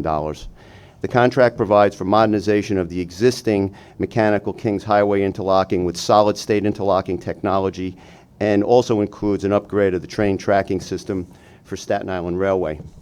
The crossovers were originally planned to be for replacement after the ongoing interlocking modernization and after future CBTC installation under a separate contract. However, significant deterioration of a number of the ties throughout the crossovers, which was discovered subsequent to the initial pre-award survey, necessitates earlier replacement. Performing this work with the ongoing Kings Highway project is another example of Transit's proactive approach to work more efficiently by taking advantage of planned outages, thereby minimizing customer impact. In order to advance this work in an expedited manner, the contractor was directed to begin the procurement of long lead track items. In keeping with his commitment to keep board members apprised of such developments as early as possible, President Byford notified board members of this modification by email in November 2018. Installation of the track is scheduled to start in March 2020. The agreed upon price of $18,650,000 has been determined to be fair and reasonable through negotiations and evaluation. This modification does not impact the project schedule. I request the committee's approval of all items in the procurement package, and I'd be happy to answer any questions anyone might have. Okay, is there a motion to move the procurement package? Thank you. Are there questions or comments on the procurement package? Commissioner Vanderpool? Just one question, asking for a clarification on the new flyer ratification.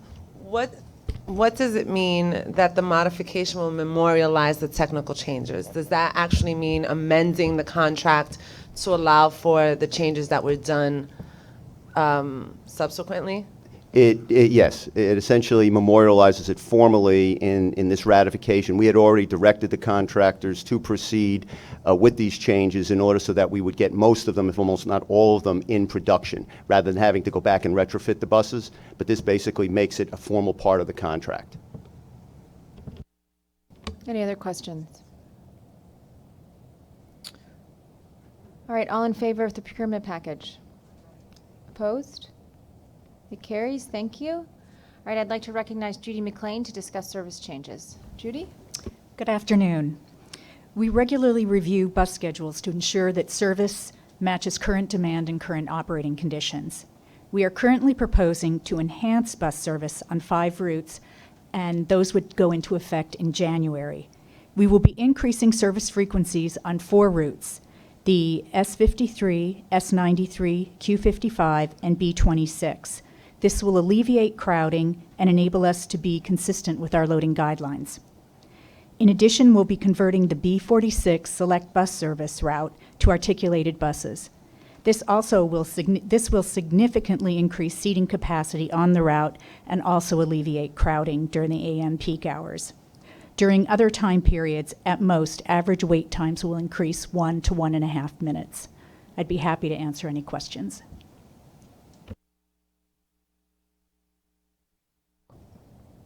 Commissioner Vanderpool. I know the B46 service changes in particular have been the subject of a good deal of public opinion and have been written about in many of the dailies. And it's a service change that gives me some concern, particularly because I'm not entirely, well, I'm not an expert as you are, Judy, and the team is, but it certainly seems to suggest the concern that many board members have raised over many months about modifying service schedules such that service is seemingly not as frequent. My comment really is around the cost-benefit analysis that we as an agency undertake. And Madam Chair, you touched on this briefly in your opening comments, and how we as a board are presented with the options. And my recollection is that in July, the Wall Street Journal reported on proposed budget reductions that were submitted to the board for consideration as we consider the 2020 operating budget. And as part of those proposed budget reductions, one that was highlighted in this article by the Wall Street Journal was the annual cost of providing Wi-Fi on our buses. And it was reported in that article that the annual cost of doing so was about $2.5 million. And the exchange in the article was that that actually was an amenity that was not to be a proposed budget reduction. In fact, it was very valuable. I raised that to juxtapose that against the very difficult decision that your team is faced with about trying to save $2.4 million annually with this proposed schedule change.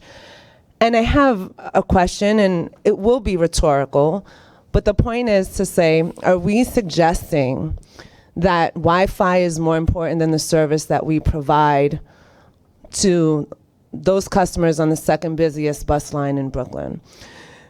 And I think it speaks to a larger need for us to continue to understand what the menu of options are before we are presented with difficult decisions such as service changes that, again, do reduce frequency. I think this is a particular concern because this is the second busiest bus line in Brooklyn. It's been reported as such. We know it such. Over the years, we've known that there have been service schedule changes, and the team has done an extraordinary job to minimize the impact to our customer base, and in fact, has looked at some underperforming bus routes, for example, or subway lines that no longer exist in order to minimize the impact. So I want to echo, but also impress a little further the chair's comments about how is it that moving forward, and not just in buses, but as an agency, when we're looking at our operating budget, how is it that we're presented with a menu of options so that we can then decide what we want to opine on and help guide the staff in terms of the decisions that they have to make, because I do understand this is proposed to be an annual recurring savings of $2.4 million, much like the provision of Wi-Fi costs $2.5 million. So these are both expenses that impact our operating. And if I were presented as a board member with some other options, I perhaps might say I would rather forego Wi-Fi, the cost of Wi-Fi, in order to maintain existing service delivery. So I want to make that general comment because I do think it's important as we continue to grapple with these changes moving forward. Again, this is not unjust. This is not just for buses. This is an approach that I'm asking for us to take. But I hope, Chair, that it sort of impresses further the point that you were raising. May I just respond? Thank you, Commissioner.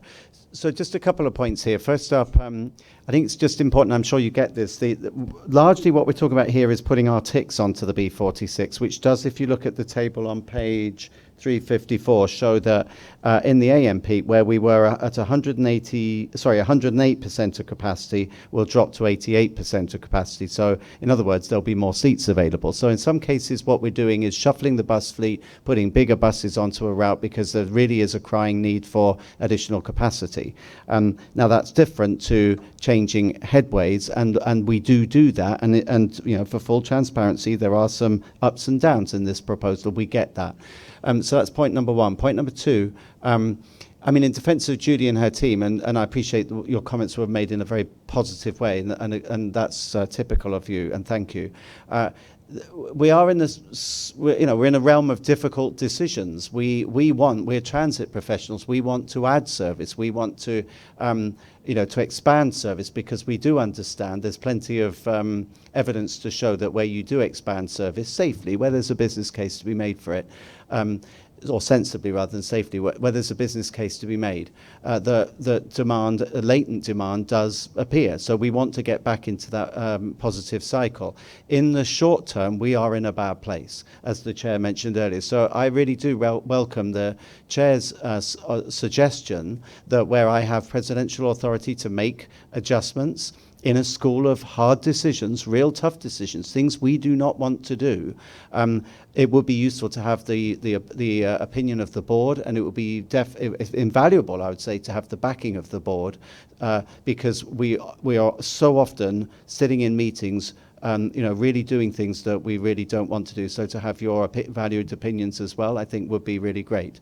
And then to your rhetorical question, I mean, ultimately, I always take a really simple view. If it's a choice between, in myriad ways, if it's a choice between an additional service or say an enhanced station or the train turning up, I would always favour the train turning up or the bus turning up before you over and above anything else. So our philosophy is to put service first and then to address other matters second. What we really want to do is provide the full suite of service so that you get both. But if it comes down to a hard crunch and a hard decision, I said the other day, I'm going to reiterate today, we will do everything possible short of full service cuts. These are adjustments, and I know people accuse you of euphemisms or using talking around a subject, but what we're not talking about is cutting routes. I really don't want to go there, but we are in real difficulty in the short to medium term in operating on our operating budget, unless we can get some form of sustainable, dependable, additional OPEX revenue stream. Okay, so thank you for those comments, and thank you, Commissioner Vanderpool. So this is exactly why this stuff has to come through the committee, and going forward it will, because this is, so you brought up Wi-Fi, service cuts, or are they service expansions? I mean, something is wrong with the way that we've either been explaining or approaching this specific cut to the B46 or this specific change to the B46, because we are either adding capacity and life is great and people should be like, oh, this is wonderful, or we are negatively impacting service, and there's lots of understandable sort of heartache and hand-wringing about that, right? But we're sort of like hearing both things. And it puts the board in this untenable position where we don't know, we're hearing from one side that we're expanding capacity, we're hearing from the other side that this is a devastating service change, and we're sort of stuck in the middle trying to figure out which one is which. That's one thing. I actually think it likely is both, because it seems like we're expanding capacity in the mornings and in the evenings and increasing headways during the middle of the day and overnight. So I can see that, the people who are riding the middle of the day and the overnight are like unhappy about that, and the folks who are using this line in the morning and the evenings may well have a better experience. But the point is when both sides are talking and we've never had a conversation about it, we're not in a great place, right? And so, you raised Wi-Fi. My personal concern is that, right now we're running a shuttle bus at 181st Street because people like to avoid the hill. I totally get it. I want to help folks avoid the hill. Our elevator and that location helps folks avoid the hill, particularly in the winter. Great idea. They should use it even if they're not using the subway. Well, right now the elevator's out of service because we're repairing it. Yet we continue to run a shuttle, which is a little bit bananas, if you ask me. Now, I would like to continue to help people up that hill, but it's one of the offsets that we should be talking about as a committee, because if we run a shuttle service at 181st Street to help people up the hill, we're not doing something else. And we're in a crunch where we got to figure it out. So I appreciate your remarks on this. This stuff's going to start coming through the committee, and we'll have a really open conversation about it, and we'll be really transparent about it. We'll be honest about, what the offsets are and what kind of decisions we're making. I think that the riding public is mature and can handle it. We've just got to be really straightforward about what we're trying to do here. Commissioner Albert. Thank you, Chair. When the language says we will closely monitor the service to ensure the new schedules provide that kind of language, that boilerplate language, for how long a period do you frequently monitor the service after you've done something like converting to Arctics? We typically go back a few months after and see. I mean, in some of these cases, we do have our schedule makers. They're familiar with their routes. We can go look at the peak load points, get a sense of what's going on, and then subsequently do a more thorough look at the route. Because as Chair Feinberg mentioned, this does come down to, would you rather have more frequent buses or would you rather have seats? Some riders would undoubtedly say, I'd rather the bus came more often and not have to wait as long. I don't care if I'm only going a short distance. I really, so it is an either or. I will say to your benefit that a 1 minute differential is probably the best I've seen in converting normal sized buses to Arctics as a differential in the wait time. I guess that's because this is the second busiest bus line in Brooklyn. That's why they only get a 1 minute differential, maybe? I mean, typically when you look at routes that are a good fit for articulated buses, we look at our kind of highest ridership, most frequent routes, so that if there is a slight reduction in frequency, the impact is relatively small. Yeah. All right, thanks. Okay, thank you, Judy. Thanks. Okay, President Byford, standard follow-up reports. Yes, so in the pack today, Commissioners, you can see that there are a total of 5 separate reports, 1, 2, 3, 4, 5. They're all listed there. There's also a 6th, which is the EEO and diversity report, very important. That will be discussed at the diversity committee. Great. Questions, comments on the standard follow-up reports? Commissioner Vanderpool. On the passenger environment survey, have we gotten to that? Is that encompassed in these reports? Yes, that's from page something like 412, or just slightly before that. We'll be happy to take questions. That now, as you know, has been superseded by a much more meaningful customer counts survey. But please fire away. Just two quick questions. With regards to the bus passenger environment survey, I noticed that the announcements on the buses and the clarity and communication is just above 50%, I believe. Can you speak to that, Craig, as to why the communication on our buses receives such low ratings from our customers in the passenger environment survey?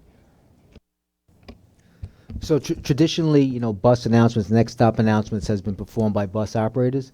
And traditionally, it's always been a challenge for us to make those announcements clear and on time. But looking ahead, we currently have over 2,000 buses with the digital screens and automated announcements, and that's really where we're putting in the investment in, so that all buses will have the next stop announcements as well as near-term service alerts through the digital screens. But we'll continue to work with our bus operators to make those announcements more clear, to provide training and engagement, so that even the buses that don't have digital screens will get better on. So buses lacking the digital screens, which are great, by the way, the ones that do have them, it is the operator's responsibility to announce the stop upon approaching it. So is the feedback that we're receiving in the surveys that the operator is not doing that, or they're not audible, they're not clear? I'm just trying to understand what the disconnect is, because if we only have 2,000 digital screens, that means there's 3,500 additional buses that are reliant on this form of communication. So I want to know what we're doing to ensure that that is as clear as possible for our customers. Is it a protocol issue? Is it a mechanical issue with the equipment on the bus? To make sure that we're not confusing our passengers or our customers on that particular route or on that particular bus. A couple of points I just would like to address. So just to give the work plan on the digital screens, we currently have about 2,000. By 2020, we'll have 3,600, and by the next capital plan, we'll have a fully equipped fleet. Every new bus comes with a digital screen, and we're doing retrofits. So I just want to make that clear. It's a mix of both, quite frankly. Bus operators are required to announce the intermodal transfer points on every single stop, and I would say adherence is spotty, right? It's not 100%, and we continue to do our undercover check rides. We continue to do training and work with our unions to improve upon that. I think also we do hear back from customers in regards to there is a what we're known as a speakeasy system, like a sort of a public address system that bus operators can use. Sometimes those public address systems need repair. Other times bus operators are not using that system. So if you're sitting all the way in the back, you might not hear the bus operator, especially on a busy bus, that is announcing and trying to do the right thing of the stop. So it's a little bit of both is what I would say. Commissioner Jones?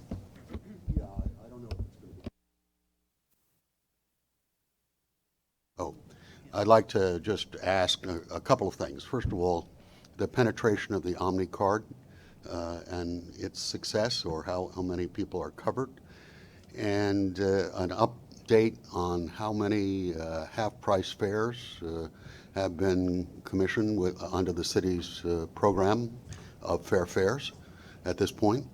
And then I'd like to ask another question, but I'd like to have those answers first. Okay, does anyone have the precise data for Omni? I mean, I know we passed 1 million taps some time ago, but penetration... No, we'll have to get back to you with the precise figures on both of those issues. Okay. I bring this up because of, again, on the fare evasion concerns I've raised repeatedly. At least is my look, the racial disparity still exists, with 90% of people getting tabbed summonses and being prosecuted being Black and Latino. I don't have a sense that we've come to grips with that. I'm concerned, and I've expressed that. While I'm fully in favor of 500 police to obviously deal with particularly violent crime, I'm very concerned about interaction around fare evasion, potentially getting into interactions between people who don't have adequate resources to pay the fare. And again, as my understanding, the rollout of half-price fares for people below poverty is still in its very early stages. Last time I heard 80,000 out of a potential 800,000. Before we go to massive enforcement on fare evasion, I'd like us to roll out Omni, which is supposed to help, particularly on buses where you can start to check, and also allow people who don't have enough money to have some options here. I know Andy has mentioned that the normal system fare evasion rate is somewhere around 2%. In other systems, while we're much higher than that, at least in the subways, at 3.8, and I don't think that's acceptable. I think these two initiatives could have much more effect than flooding the system with police officers who are going to get people jumping over turnstiles, and particularly because I'm always concerned that I don't see the same kind of enforcement taking place in all parts of the city evenly. If the real sharp increases is in bus, Staten Island, I'd like to see the prosecution and tab summons numbers in those communities to show that we at least have equity as we stop this kind of process. This is more just my concern, but I'd like that kind of feedback going forward. I just don't want us to end up catching CUNY students who only come online, hopefully in October, being caught up in criminal justice or even having to pay a fine that is beyond their means. Thank you. Commissioner Jones, you've raised this before, and I'm in complete agreement with you. So certainly, I would think that we can get the Omni numbers and the Fair Fares numbers, if not later today, certainly by Wednesday, when the next time we gather. But my guess is we can get them today. And Commissioner Vanderpool, yep. Thank you. I had a second question on the passenger environment survey, this time related to subways. So the results seem to suggest, with regards to litter in the subway cars and then cleanliness of the floors and the seats, that at least in the first half of 2019, that the situation is either flat or somewhat slightly improved, which is a disconnect from what has been reported in the press, particularly by the city, which has looked at this very closely. So if someone can just speak to that to help us understand a little bit what is indeed fact. A little bit about the differences in the data. So the performance or the appearance scores that are in the special report in your book are collected by traffic checkers who make observations as they come in with some regularity to do observations. They have check sheets, and based on what they find in their check sheets, and something is going to be rated as a % none or % low for litter, which is generally considered a pass score. The data that has been discussed in the press is largely with respect to soiled cars, which is a different degree of cleanliness problem in the cars themselves.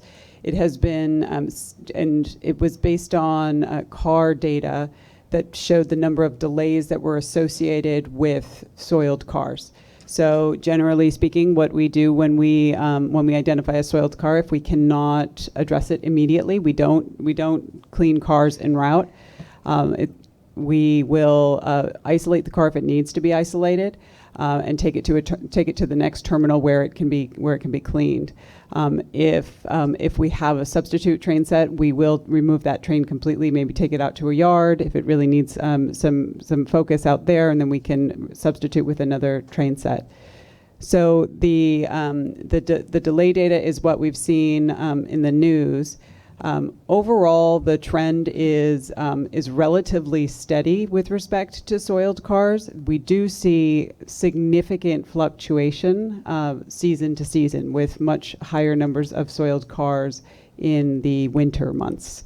The data, though, that's in your book, and I think this is part of the reason that it's going to be superseded with the customer information, is it's based on a sample. It's still a very high score. That we have 93% of our cars that are found to be in conditions with none or light litter.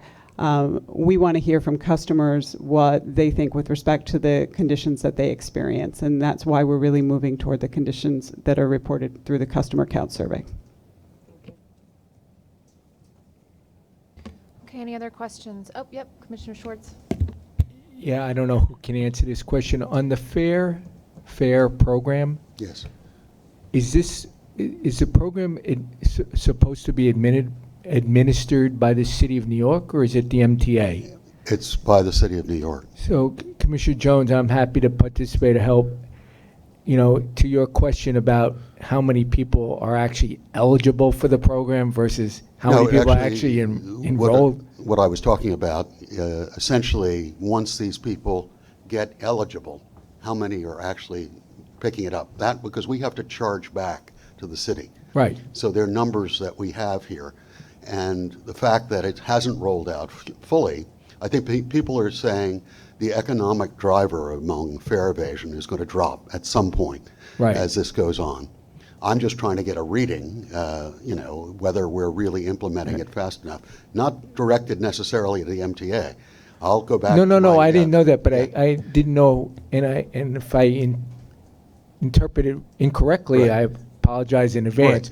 Is that one of the concerns I was thinking you might be raising is that because of some of the economic pressures that low-income New York City residents have, that if they were enrolled into the program, there may be also not that low-income people are fare evading. I don't want to go there, but if some were, that maybe fewer would if they were enrolled, and maybe if there's something that we as a board or the MTA staff can do to maybe contact Speaker of the City Council or the Mayor's office and find out how we can speed up the enrollment. Well, obviously I've been a major advocate on this. I think sometimes the city gets upset with me too. But yes, we're constantly monitoring it, and I think it's important if we can have this happen for the 800,000 eligible. No question, maybe we could bring it into Andy's 2% line, where we don't look like an outlier, at least in the subways. Buses, I don't know, and I'm not going to go out after little old ladies on the buses. I don't want to arrest or tab summonses on them, but yeah. So I think, Commissioner Jones, one thing you're hearing from this committee, and certainly for me, is if it would be helpful to join you. I've been trying to get the City Council, Speaker of the City Council, to meet with me about transit issues for months, and he's non-responsive. If it helps, I'll come along with you, and we can meet with him about the Fair Fares program, and we can talk about some other issues too. But anything that we can do to be helpful, I agree with you. We need to expand that program. Okay. Any other questions? Okay. President Byford, any outstanding action items? It's okay. I can tell you what you're going to say, which is that which is Chair Feinberg, we are up to date. Chair Feinberg, we're up to date. Sorry. Okay, no problem. No problem. It's been a long morning. Teamwork. Are there any final questions regarding the New York City Transit and Bus Committee agenda? Okay. Is there a motion to adjourn? Second. All right. All in favor? Thank you.